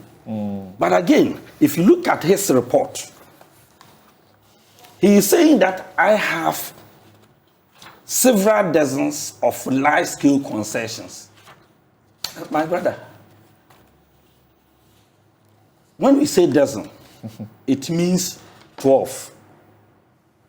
So several means multiples of 12. So that means if it's not 12, it's 24. If it's not 24, it's 144 thereof. But here is the case. My brother, look here. What is written here? This is Antwerp block, right? There's another one also here, which is in Siena block. I'm talking about the small-scale designated area. This is not for me. This is for the government. But it has been assigned as small-scale designated area. So anybody who so wish that he wants to go into mining, who is above 18, can apply to have a license. But as for me, I even don't have single concession. I was the lead advocate against illegal mining. And my aim was to make sure that at least I convince appropriate quarters to make sure that we create more small-scale designated areas for illegal miners to apply, to have legal small-scale permit to work without destroying the environment. This is what I did. So right now, he's saying that I have a lot of concessions. And sometimes I sell some at the cost of 200,000. He who alleges must prove. He must come with documents bearing my name that I, Kwame Joseph Albert, has ABC large-scale concessions in my district. Not everyone who incorporates companies in their names. My brother, the point is that for community mining, it's meant for the community. So everybody can apply, not me. That is why it's important as at now, Registrar General has come with beneficial owners. That's right. So that at the end of the day, whatever be the case, Can the go person, behind exactly the name of the company to check out who are the people. Exactly. My brother, how can I have a concession? And even look at the time that he was commissioned to write a report, 4th March 2019. And this, even the gazetting, the first one here was, I think, May 2019. And this one is July 2020. So it's an afterthought. Why is it an afterthought? Afterthought to the he extent- superintended the interministerial committee. Afterthought to the extent that that's at the time that he was writing his report. Even we haven't started commissioning what you call community mining in my constituency. There are issues that became public for police action, including the monies and how they were lodged in the excavator issues. They became public long ago, but it doesn't appear anything was done. Are you happy about it? Which one? In the report. I'm not. Because I see a lot of inconsistencies Okay. in it. One, according to his own report, he said the challenges that he has gone through is that almost all the community the committee members The various deserted. ministers. Yes. Why? That is one. And two, he himself also acclaimed that Operation Vanguard, there were a whole lot of issues. It's in the report. That of extortion and that. But he was saying that it's from NPP stock. How can we say it's from NPP stock? Those are the issues that led to the request for a report from him. My brother, the reality... Lack of coordination My brother, and the things. reality is that even those people in my constituency who were doing legal mining, they came to attack them. Under his authority. He instructed them to come and stop them. The thing is that Because you it was were in a commission- special position because you were also working with Minerals Commission. Yes. So that is how come it was easy for you to be able to get all the things he complains about. No, but that is what we were hoping as a government.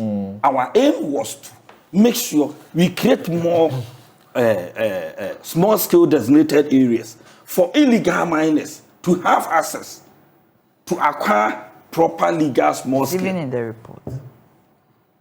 That is it. So you know something, when I hear all the reactions, and I'm going to Ken now, because we must end this discussion and talk about journalists, the things that affect media people too. I wish there was sufficient time to go into the detail one after the other. When I hear the talk about, people have, or companies have licenses to do what they have to do, and they were being stopped and so on. Some of these things are not really new. And there was a story that was done, for example, by Adom FM sometime back concerning one of the companies that has been named here, CNG Alaska. And immediately they sued. But there was evidence to show that whilst they had been giving certain licenses, they were doing things that the license did not permit. So the same Forestry Commission, the same Minerals Commission were writing to them and telling them that they were doing things that were not allowed. I'm holding some of these letters in my hand here.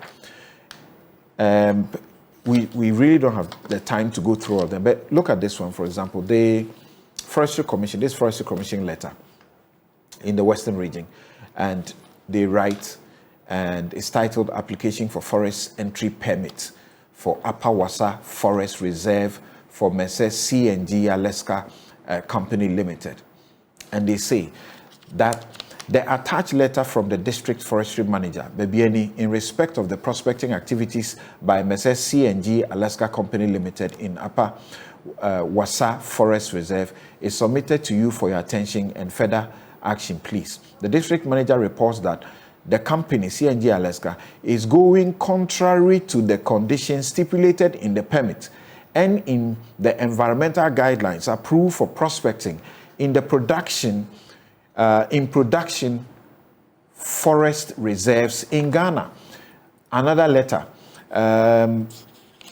from Forestry Commission, and it says, my attention has been brought to the fact that you have turned your prospecting permit to serious mining in the Upper Wassa.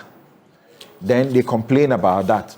Then there is one from the Minerals Commission also having issues. So it is possible that some entities will have license and permits, but they will be doing the wrong thing. And Prof's committee were the ones to now check My brother, here is the case. The minister who signed the license, right, commissioned it 3 days after. Are you getting the point? 3 days after. And while they are working, I have pictures and everything here. While they were working, Operation Vanguard went there to attack them. In the case of this one, this is large scale. We have large scale and we have small scale. Small scale, the processes are entirely different. In the case of large scale, sometimes, as I quoted it in March 2017, I said, unquote, the abuse and misuse of prospecting licenses. They do not have the right to mine, right? But when they take it, because it becomes their property within the period in which they are supposed to work, some of them abuse and misuse and use to mine. Why? Because even the chiefs and others, when they see the license, they feel that they are okay with it. Okay. But in the case of small scale, you don't go through that process. So if the minister signs the lease for small scale permit with EPA and that of digging permit, that is it. Dr. Ken Ashigbe, thank you for your patience, but I really need the rest of the time to talk about the media too. They are suffering. But from the way I look at it, this matter would have required like an entire show to deal with every bit of it. And Doc, see this. Even for Joy to be the first to begin the traditional media discussion of this in this town, it was not an easy thing because there's a lot that goes on in the underbelly of these mining things where there's a lot of corruption and wrongdoing. But sometimes you get the facts, but you may not have documents to back the things that are being said. And you go on air, people will sue you. And in the courtroom is the documents that will speak, without which you may be in trouble. So even this, there had to be a lot of discussion and weighing what to publish, what not to publish, until you heard the first report. We didn't mention any name, even including the dead. There's legal authority that allows that once things are under investigation by the police, there will not be defamation to a large extent. But it's persuasive authority. You don't know what the court may think here in Ghana when something happens. What do you make of this report and the reactions that you have heard so far because of your experience? Well, thank you very much, Samson. And it is very, the point you make, very, very interesting. The report is not surprising, but it is shocking.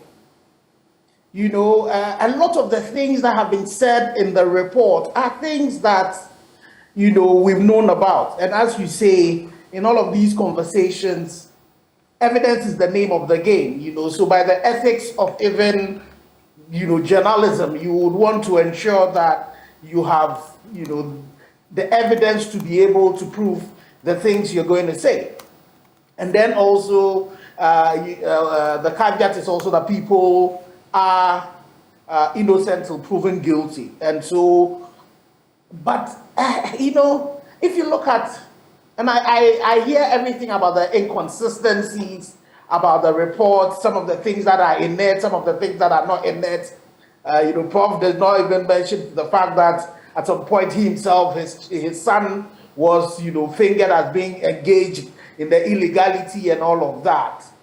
But, you know, for this to have been put, this report, first when Prof made those assertions, and knowing who Prof was, and knowing the fact that he was a cabinet member responsible for this particular task, when he made those points on GTV, it just sank you a bit deeper because of our experiences and all the informations that you have. and where we are going to. And so for me, I think this is a point where all of us as a country, we need to wake up and say, this cannot continue. Because Samson, we know these things. You mentioned the issues of heritage in Priya. Heritage in Priya was even in court. And, by their court documents, they admitted to an illegality that they were involved in, in mining, when we know that the EPA had only given them, though they had a license, they did not have, all they had from the EPA was an exploratory permit. So that definitely the activity they were taking there was an illegality. They were in court suing Erastus, So the things that Prof mentions, some of the things that Prof mentions are things that already were out in the public domain, or things that as media were engaging and we knew about and we wanted some evidence on it. Foundational to this was the whole governance of it. And you remember that Heritage Imperial, is that the same company that the Attorney General went to court to quash a ruling that stopped government from paying $15.3 million? That is it. It's the same company that, Gabi then was representing and called, Frimpong Boateng about. It's the same company. Interesting. Interesting. Yes. So the Attorney General did well then. If Attorney General is minister and he can deal with a company this way, when even Gabi's law firm is representing them, why can't Frimpong Boateng also deal with the company the way he wants? In the same way. I completely hear you, and that's why I'm saying that. You see, the interministerial committee, when it was set up, one of the things that we raised as Media Coalition was that there were constitutionally mandated bodies who were supposed to do the work that were supposed to be doing. Then you bring an interministerial committee that really lacks legal, basis, to then come and do. So this conflict was going to be, was bound to happen. And you see that being thrown, in the report. And the major foundational things that there is a cabinet directive, and people flout it, and nothing seemed to happen to it. So we really need to get to the bottom of this. And, the fact that things have been done wrongly, without a doubt. The fact that people, there's political capture and, there's political complicity involved in it, without a doubt. But where it is taking us to, we need to stop and say, and nobody can attempt to want to rubbish, Frimpong Boateng's report, as if the things he's saying, there's no truth in it. There's a lot of truth in it. But the only thing is that we need to take it through the rigor of a proper, I don't want to hear only just the politicians. Yes, we definitely need to see them on the table, but we need to get civil society, we need to get independent bodies also on board for this thing to be investigated. My appeal to the president is that if he's putting his presidency on the line, he should commission a committee made up of the two political parties. I don't mind them being involved, but other experts, other civil society organizations, the media, to be able to do a transparent, investigation in it. Like the way we did with the Truth Commission. The only thing we need to do, you the lawyers who understand it better, make it in such a way that the findings of this committee does not prevent us from taking these people on and taking them to court. But it is very important because Samson, as we speak now, the impunity is on the rise. The people have gone back. They are mining, by the roadsides. They are doing that. There's some reports that have been done on water bodies collected at the Ankobra. The level of heavy metal that's in it, mercury and all of that is in it, you will not believe it. And for me, I think that, and when you talk about the 6 million and all of that, $1 billion and all of that, it's a symptom of what we're doing to the illegal mining.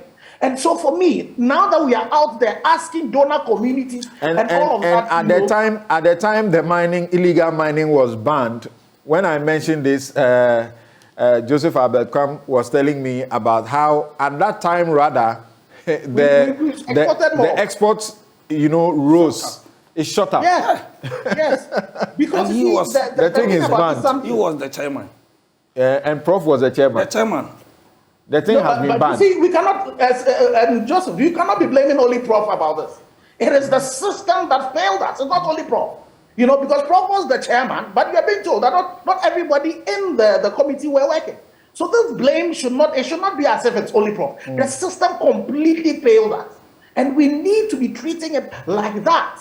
And I can understand the fact that if you've been mentioned and you don't think, you need to defend yourself. But it's the same way all of us also need to defend our today and our tomorrow and say this thing cannot be continued. What he says, just a few points for your confirmation, then we can close this on this. What he says about the military and how they were also abusing the system.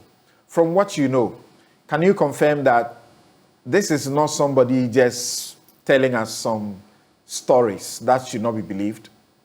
Oh, well, you know that there were investigations that were even done about Operation Vanguard, and we should be careful. At what point, as Joseph was talking about the time where those incidents, where the military had been taken out of Operation Vanguard and it was just the police. But there were investigations of incidents where part of Operation Vanguard themselves were accused of, abusing their power, and some investigations were done. There were petitions that we made to the military high command and all of that, and all of those issues were not dealt properly. Okay. The challenge with dealing with this issue about the illegality is that we touch them and we don't finish it. Okay. So Samson, it is very And important. how about this one too?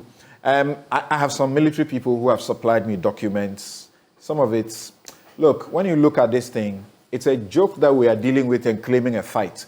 Now, when he says the greatest danger to the forest of Ghana was Sir John, from your experience, what can you say about that? So the Forestry Commission were one of the people involved in this particular fight that were not playing ball. I remember, for example, when it came to heritage in Priya, for example, we petitioned the Forestry Commission, the EPA, the Minerals Commission, asking for information. We wrote several letters. The two of them gave us all the information we wanted.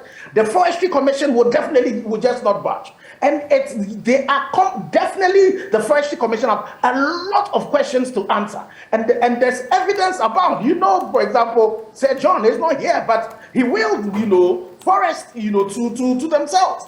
And they definitely, in this particular instance, situations where they were not supposed to be giving out leases, you'll find that the Forestry Commission would, when they ask for entry permits, they'll be giving them out. So those points that Prof mentioned definitely are things that have to be looked into, and we need to find out who did that. And these people, we need to ensure that the maximum punishment is exacted from them. All right. Thank you very much, Dr. Ken Ashigbe.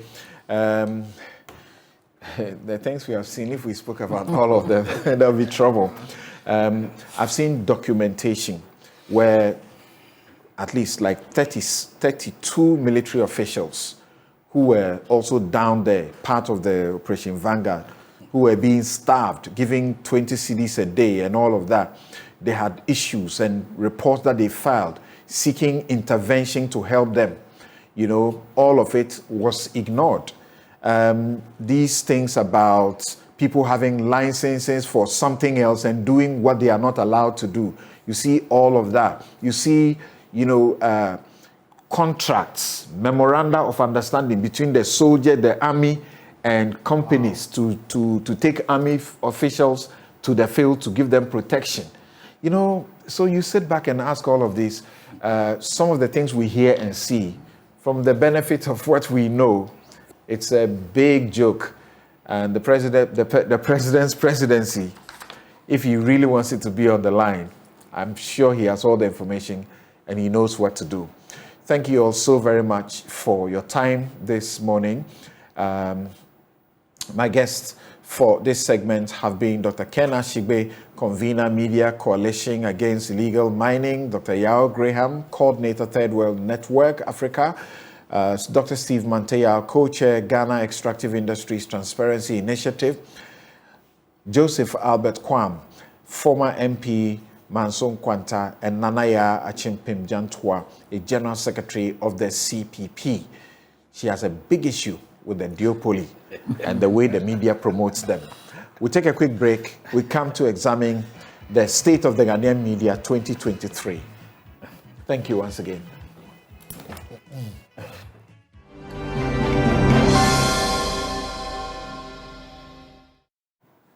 You're welcome back. This is Newsfile. It's your most authoritative news analysis platform. And here in Newsfile, we put Ghana first. Just a few of your messages, then we move on. This one from Kobe Khan. He says that in all of this, even if you bring Jesus to Africa to rule us, he will run away. Employ a black man and see if we don't work on our primitivity. We will forever dwell in perpetual suffering. Character development has to be key in our national agenda. Jake Obiba says, Professor Boateng might be regretting accepting an appointment to serve under Akufo-Addo government. Look at these boys calling him names simply because he mentioned their names in the report. The revered old professor's good name has been dented. Not everybody thinks about him that way, please. Stana says, why is Professor now bringing the report to Ghanaians? I'm not sure he's the one who brought it to Ghanaians. We don't know who leaked the report. What was he waiting for all this while? He needs to be investigated too. Holali Ments, what was Albert Kwam's business in reporting Professor Frimpong Boateng to the president if he had no stake in there? And Kwame Sapong, I read his message already that US $3 billion we are seeking from the IMF can be found in Ghana based on the extent of losses we incur in illicit gold export. Why are we allowing them to fleece us and then dip their hands into our savings in the name of a DDEP? Why? Okay, this is Kwame Sapon. I don't know if there is a last one. I read his message. Finally, Prince Barak says, the galamsey report highlights how some politicians are lacking in patriotism and are more concerned with their own interest than the welfare of the country. This system is even worse than the colonialism that our ancestors fought to overcome. Thank you for your messages. Now, as you know, the Department of Communication Studies, University of Ghana, in collaboration with the Media Foundation for West Africa and with the kindest sponsorship of the University of Ghana, College of Education, and the US Embassy, have done a report. It is titled The State of the Ghanaian Media Report 2023. And they are going to be producing it every 3 years. Here's a copy in my hand. And I say, if you are a media entity, if you are a media owner, if you are involved in this business and you don't have a copy of this, and you haven't read it, and you will not read it, you are not serious in the business. Now, those who were behind it, some of them and other players are joining us for this segment of the discussion. So here in the studio is Dr. Abena Enimwa Yeboah-Banin. She's head Department of Communications, University of Ghana, Legon. Joining us by Zoom, George Sapong, Executive Secretary, the National Media Commission. Cecil Sunkwamels is President, Ghana Independent Broadcasters Association. And Professor Amin Al-Hassan. He's an academic, but he's presently also Director General of the State Broadcaster. Ladies and gentlemen, thank you very much for making time to join us. Thank you. Right. So, first of all, Ghanaians have been expressing shock at the revelations from your report. But there are some who say they know some of these conditions. What prompted this, and why should we take this serious? Well, so background to this, we're celebrating 50 years at the department, and we thought that having led, media and communication scholarship and training over the past 5 decades, we were at the time where we needed to give something to Ghana that enabled the country to change the face of its media and communication ecology. Because you and I know that there are quite a lot of issues we complain about all the time when we think about the industry. So the State of the Ghanaian Media Report was that attempt at helping the country clean its act, if you like, when it comes to the media and communication industry. Why should it be taken seriously? Because our democracy, I dare say, needs a strong media to survive, to thrive, and to be to the benefit of all Ghanaians. And if we allow our media to go down the hill the way it is headed, we all may pay the consequences, even worse than we are doing now. The conversations you're having about galamsey and whatever else is wrong with this country is partly because we may not have a media that has the wherewithal to be chasing the stories that hold leaders to account. And so we need a strong media to ensure that our democracy would be a good effort on our part. And we thought that this report is a tool in that journey. Right. I'll return to you because you led this process. Let me go to the phone lines to those who are joining us electronically and to gauge their views of the things that have been spoken about in this report. George Sapong, this is an area that you are just too familiar with.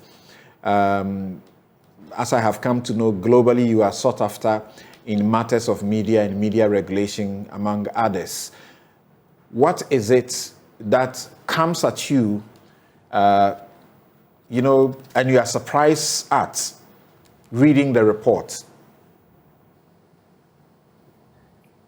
Actually, in terms of surprise, I don't think there are many. But I think the great point is that they bring very thorough empirical research capacity to address something that all of us had some thoughts about. What they have done is to dive very deep into the industry and to show all of us what the empirical data shows. So in a sense, they now provide us with the tools to work. All of us are then called upon to define the future beyond the reality that they have given us. So in short, I think that Abena and the team have accurately and in a very detailed, organized way documented the existing reality of the media. The charge on the rest of us is, where do we take this to? Right. My next question to you will be, you are concerned about the safety of journalists, but I suppose you may be as equally concerned about the issues of media ownership and regulation. In fact, regulation is your part of your work. Really, maybe. Now, the report finds some of the key findings that in Ghana, media pluralism has not necessarily served the public interest due mainly to concentration of media in a few hands. Media ownership is shrouded in opacity. There is a growing tendency towards media empire building. Political faces behind broadcast media ownership mean that partisan actors and governments can control public discourse. The NCA has a laissez-faire attitude to questions about transparency in media ownership. The current regime for broadcast regulation allows considerable power and influence to those whose conduct the media are supposed to check. Again, these are very important observations and remarks. But because NCA is not here, I think it's only fair that I put in a word because I understand, having served on their board for a while. NCA allocates frequency and manages the processes by some defined principles that are not exactly the manner in which analysts are looking at it. And so I think that we need closer engagement between researchers and the regulators so that all of us could be doing the analysis for us from the same framework. If you look at it very closely, the researchers are making a number of very, very important points. So let's try to decode them. On one hand, they make a case of opacity. If the system is as opaque as we believe, then we would need to explain how come we reach the conclusion that it is in the hands of a few conglomerates and it is politically influenced. Because we would need to balance, if we make the claim that it is opaque and therefore we can't see, then it is tricky to arrive at certain conclusions. But what I think the researchers are saying is that, listen, whilst official information is scanty, there are other sources that we can construct to arrive at a certain tentative construction of the reality. And that in itself is bothersome. And so all of us need to work together to improve our data collection, our data presentation to match the reality. That's the way I read that, for example, but I was going to say that, example, anecdotally, we know, or beyond even that, we know that, for example, the NDC was accused of, dishing out frequency authorizations like confetti. We have heard. And we know that once this government also came into office, they also started a process which many have seen as having been a process to issue out licenses to, the politically exposed. Meanwhile, there was the broadcast law that you were pursuing, all of us were pursuing, in which you thought it wise, or we thought it wise, to prohibit politically exposed people from getting licenses. So in essence, you are raising the much bigger question about in a polity like Ghana, who qualifies to own the means of public communication, and whether or not we have clarity over that kind of definition and whether we implement it transparently. And I think that all of us need to work together to improve that situation. For me, the important thing is that researchers have thoroughly looked into the matter and have come to some conclusions. Again, I come back to where do we take it from here? Right. I have suggested that one of the most important meetings we've had in the history of Ghana's democracy was the Conference on Media and National Development, which was organized by the National Media Commission in 2006. I think that we are going to have a similar conference next year where this document and another one that UNESCO launched by the authorship of Professor Gajepo would be the basic materials for work and reflection. I strongly think that the report has a lot of very important things that we need to carry forward. We shouldn't sleep on this like we've done to many other reports.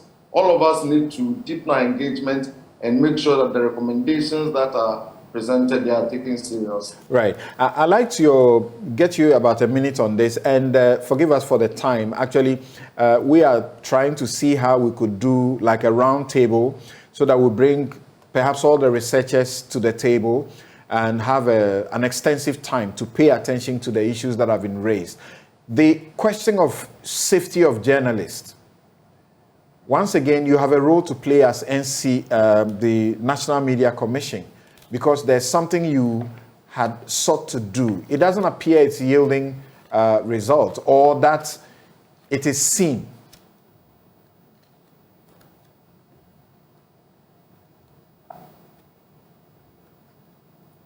Yes. Hello, Samson, can you hear me? I haven't heard anything. Okay. Yeah. I think, again, okay.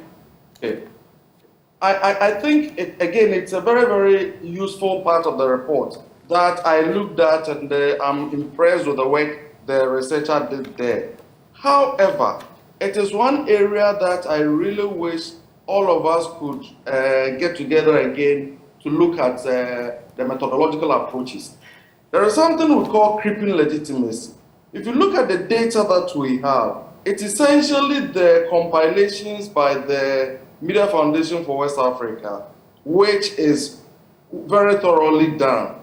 But in order to be able to carry it forward, there are a few more things that need to be done. For regulators and for institutions like us, we need a very solid system of validation to answer the most preliminary questions before you can do anything. Number one, beyond the fact that something has happened to a journalist, we require validation to ensure that indeed the claim is true, which I think in most cases the Media Foundation reports are. But we require formal validation mechanisms. Number two is data isolation. This particular side is really tricky, and I say it with a lot of caution. Let me just quickly remind you, the last time I had the privilege of being on your show, there was a radio station in Kumasi that was said to be in trouble. And if you recall, I shared the joke about some of the things that we have noticed going on. There are instances where people are making claims of attack only to create visibility for themselves. In the case of that radio station that I talked about, check their profile now. After that incident, they are one of the most well-known stations in Kumasi. And we have seen similar situations elsewhere where people manufacture cases of attacks just for visibility. I do not for any reason think that Media Foundation would ever be misled by this. However, simply because that possibility exists, we need a system of validation that always shows that indeed what we are talking about is a reality. The next thing about that we need to be careful about is that if we don't isolate those issues and we allow the confounding cases, then they then undermine the very substantive and serious ones that we need to address. So you have a case of Caleb Kuda, or let's say Erastus. But instead of we focusing on that, we allow a system of data collection that enables people to manipulate the process and therefore undermine the integrity of the cause. Samson, you may recall the case of a very senior journalist who was supposed to have been attacked, where that turned out to be chicken blood he has smeared on himself. A couple of years ago, I recall myself and the Ambassador Cabral getting into a very interesting situation that otherwise would have been embarrassing, but we chose to play it down. A case of allegation of attack that on a young lady that turned out to be completely fake. Right. But it had gotten the entire society up in arms. The point I'm seeking to make is that whilst we pursue the processes the way it is, let us also begin to reflect on the gaps and how we fill them. But I believe part of the concern is that people the journalists need to know about your presence, they need to know about what you're doing, and if you are reporting. And this is a mechanism under the ministry which the government should have what it takes, if it's funding that is required, to be able to do it and do it well. Now, Cecil Sonkwa Mills, I can hardly hear you. I come to you now as someone who is sort of super overseeing all these independent institutions of media. How do you take the report? Thank you, Samson. Sorry, can you hear me clearly? Clearly. Okay.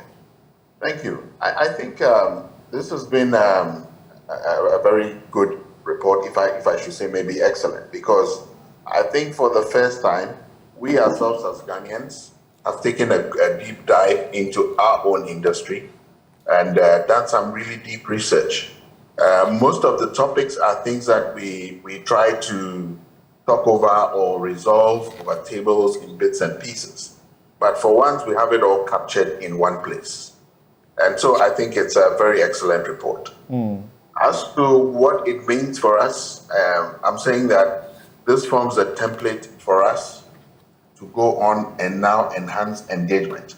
Samson, what I would say is that I will rate the engagement between the stakeholders, state actors, and industry, and all, basically in the industry, the media industry. I'll rate it as very poor. And I think unless there's an issue, and then we engage. Unless there's an issue, and then we engage. Even where there are issues, in some cases, an association like ours has been pushed away. When they are supposed to be salient issues that we need to speak about. So I think we can use this report as a basis and then have a structured engagement. When you say an association like yours, the Ghana Independent Broadcasters Association, you are pushed away. Who is pushing you away? Oh, Samson, I'll just take one example. When it comes to digital migration, in fact, we have not had communication with the NCA for over 35 months till we had an issue. So in terms of progress, we're supposed to migrate many years ago, 2012, and that we're still here. 2015, we're still here. We don't know how far we are, where we're going. We only get snippets of information, sometimes conflicting, because sometimes you get information coming from the regulator, and then sometimes you're communicated directly by the ministry. Now, how are we communicating and resolving issues that are salient, and also exchanging ideas to help to take the industry to the level in which it should be? This is almost non-existent. I can't seem to even remember, the last time we had a meeting, it may have been about 3 years ago. And what we're saying is that where we are today as an industry, the media industry, we have changed a lot from 1992. Okay, there's complete convergence. Why are we still having NCA speaking separately, NMC speaking separately? We are at the point of convergence. We've seen a lot of countries move together, form one template. We are tempted to do this using the broadcasting law or broadcasting bill as a platform to pivot this. This hasn't seen the light of day. Now they're giving us the list of all the challenges in the industry. And I may ask, how are we going to deal with this if we don't have a united engagement platform which is structured and regular, that we can discuss salient issues? We don't, even with rates. Well, then it's refreshing. Mr. George Sapon says there's going to be one such, gathering that will look at the issues. We are not looking for one gathering. We need it quarterly, because there's a lot that is happening that we cannot do one-off. It has to be regular, at least quarterly, so they can decide to spread it out into maybe 6 months. Okay. All right. I'll take your last word on the issue of viability, which Professor Alhassan also is concerned about. Financial viability of the media. Because of that, obviously, you are paying your workers poorly. Sometimes, I'll confess, you see only a few guys, who are they don't do too many hours, and they get paid all the big money. And then those who are doing the reports, the reporters who are going to the field, and all the technical people, they take pittance. Why is that? So, Samson, the media industry and all the entities are also businesses. And the first thing I'll say is they need to make revenue. That is where it starts from. And it allows them room to then structure good salaries. It allows them to extend healthcare, counseling services, and a couple of the other things, even HR structuring, if it's well-funded. And then I'm sure most of the organizations, if not the labor laws, have their internal HR structures that they should use. But in terms of financial viability, we're in a very terrible state. And what I told somebody is that when it comes to the media, we don't even speak about profitability. It's more about at least trying to break even for most of the stations. We know people who work for 4-6 months without salary. We've heard of cases like that. And then we look at where is this coming from and why is this a challenge? Now, if you look at I'll do a comparison with some countries and the way they support media. Okay, I need you to be very brief about that for me. Okay. So we can look at, that is why if we have discussions, we can look at things like the authorization rates, the cost of authorization of stations, how much they are paying. We can look at reviews of that. We can look at, remember, high cost of things like ECG, there's also taxation, etc. So there's a conversation, and the major thing is that we should realize that there's been what we call audience mobility towards online for most stations. So the traditional stations we have that we've had, most of them have lost a lot of potential advertising revenue towards the new media, which has come through now. Okay. And this new media is not contributing that much in terms of taxation. So we need to have that conversation and then look at how we can enhance the viability of stations. Okay, thank you. And like I said, it's a promise. We'll get this done because this is a document that we cannot just scratch as we are doing presently and to leave it. So we'll do a roundtable with sufficient time, so that we will deal with it as is required. Now, let me see what I can get from Professor Alhassan. Thank you once again for joining us. The complaint is that you are paying your workers poorly. I'm not talking about you as in GBC, but everywhere. That's the complaint.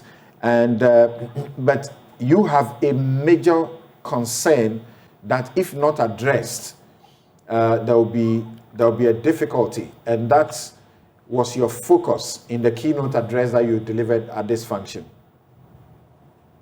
Yeah, thank you very much, Samson. I think this conversation is long overdue. And this report from the Department of Communication and the other report from UNESCO have all contributed to put this conversation back on national agenda.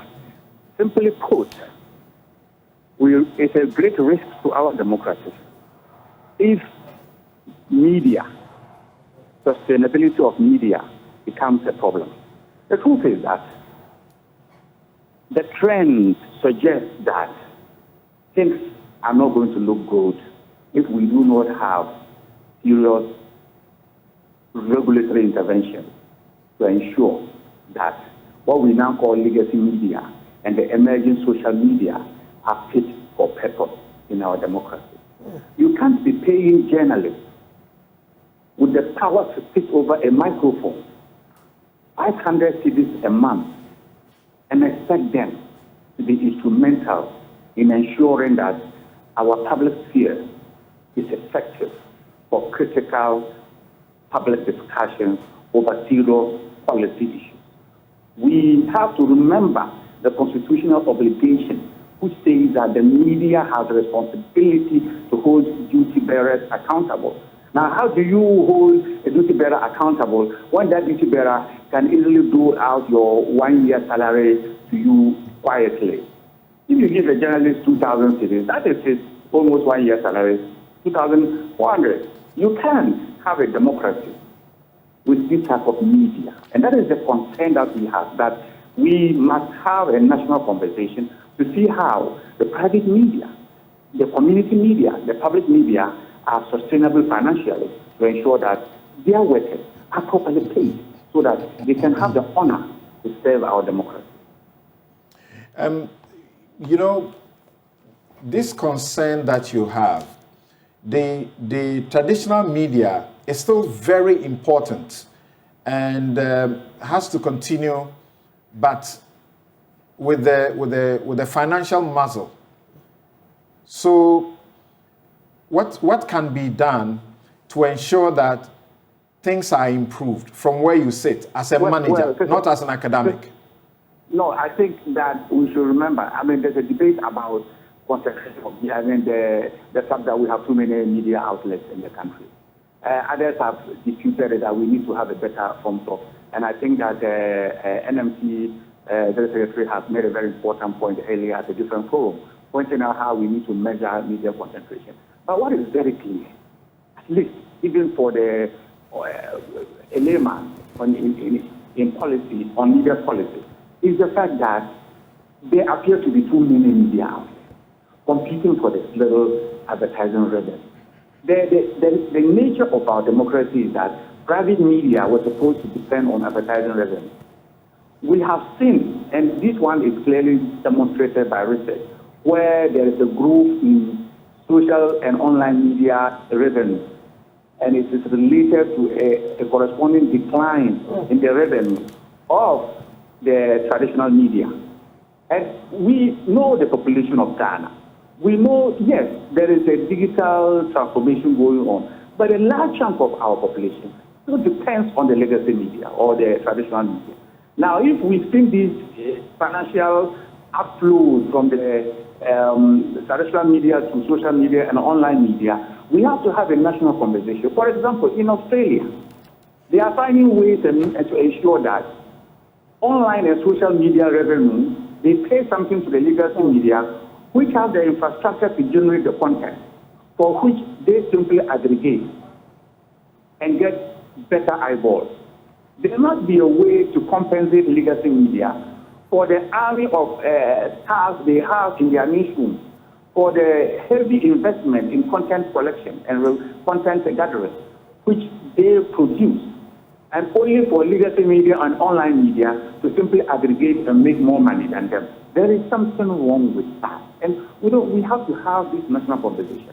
It will require a more serious conversation between NMC, NCA, JIBA, GBC, and other stakeholders to sit there and say, look, listen, let us have a conversation and see how we come up with measures to ensure that the sweat of legacy media is compensated accordingly. All right. We can't generate content at a heavy cost, only for an online media to just take it and go and do business and make more money. Okay. There is something wrong with that. All right. Thank you, Prof. Al-Hassan. And as we are planning also, we would bring definitely all of you together. You have such enormous, knowledge and experience in these things, so that we do a thorough thing. Now, your findings come with recommendations. Is there a way you are seeking to police that these recommendations are met? Implemented? Yes. And Samson, maybe before I Right. address your question, just to let people know how easily it is to access the document. It Great. is free, it's online. Just go to the department website. Under our research tab, you will be able to access the document. And Department also of Communication Studies, University of Ghana. On the website. George also raised some small question about the issue of opacity versus the claim that there is political capture. So I thought I'll just spend a second Please do. to also clarify that. So when somebody registers with the NCA for licensing, what the chapter is arguing is that the requirements are that it is a company that is applying. So perhaps my company, AYZ, goes to NCA to ask for licensing. It is that company that is being given the license. Right. That being the case, I am able to register another company, QYZ, and go for another license. I can have 50 companies all securing licenses, but because my name is not declared there, it is not known that it is actually Abena controlling so much of the access to people's ears, eyes, and minds. And that, I think, is where the opacity concern comes from. Right. It just so happens that we live in a country where the politicians are very happy to make noise about themselves. And so when they have secured these licenses using this structure, which we are worried about opacity within, they like to make noise about the fact that they own media. Right. That is how it is possible for us to know that there is some political capture going on. I just thought that I'll put that clarification out there. What do we do to ensure that these fine recommendations, beautiful recommendations, important recommendations, are implemented? On our part, we believe that our conversations don't end with having launched the report. We do envisage some stakeholder engagements. So, for instance, the key stakeholders that are indicated in some of the recommendations, regulators, we plan some meetings with them. GIBA, for instance, we plan some meetings, etc. Oh, you intend to meet with them? We do intend to have meetings with them in the hopes of discussing these recommendations and how we could take them forward. Unfortunately, as an academic unit, our job doesn't also go the full haul. We can only do the advocacy and push and offer our resources and expertise. And so we hope that as we meet these industry stakeholders, the conversations would be allowed to become fruitful. Already we've seen instances of a bit of a defense posture because some entities and persons may have been singled out. We hope that that wouldn't be the case. Our interest is in improving the media so that it supports Ghana's democracy. And so if your entity or institution has been pointed at, it was an accusation, let us see it as something we can stand on to do our jobs better, whether we be regulators or other industry stakeholders. I think that it is very important. There's a suggestion that you should try and involve Parliament. There's a parliamentary subcommittee we plan to seek audience with, and if we're successful at it, then why ever not? Okay, thank you very much, Doc. And the authors that you are going to find reading in this report, go to the website and find it. Professor Audrey Gajepo, Gilbert Tieta, you have Kweku Krobia Asante, Dr. Aurelia Aisi, Dr. Abena Enimwa Yeboah Banning, okay, she's right here with us. Dr. Theodora Dame Ajintete, fantastic articles, some of them written together with others, not articles really, research work. Suleiman Ibrahima, Dr. Sarah Akrofi Kwaku, Dr. Emeka Umeji, Reverend Dr. Dominic Ofori, Dr. Caroline Anane, among others. And you'll enjoy reading it. It's important. All media owners, people in the media, we need this. Thank you so very much for making the time. But as we said, we hope that this invitation is a standing invitation because we are coming back on this. We would be happy to be here. And Mr. Sunkwa Mills raised something about the quarterly, some sort of a periodic, frequent conversation. My anniversary planning committee is already busily planning something to that effect. So perhaps we'll have a word with him. Thank you very much. My outfit, as always, is by Habil Skoter. Join me tomorrow for The Law, an interesting edition where we are looking at property distribution after dissolution of a marriage. I have Iris Agrioliens and Rend of Chumesi Ankra joining me tomorrow at 2 p.m. Thank you. Have a good afternoon.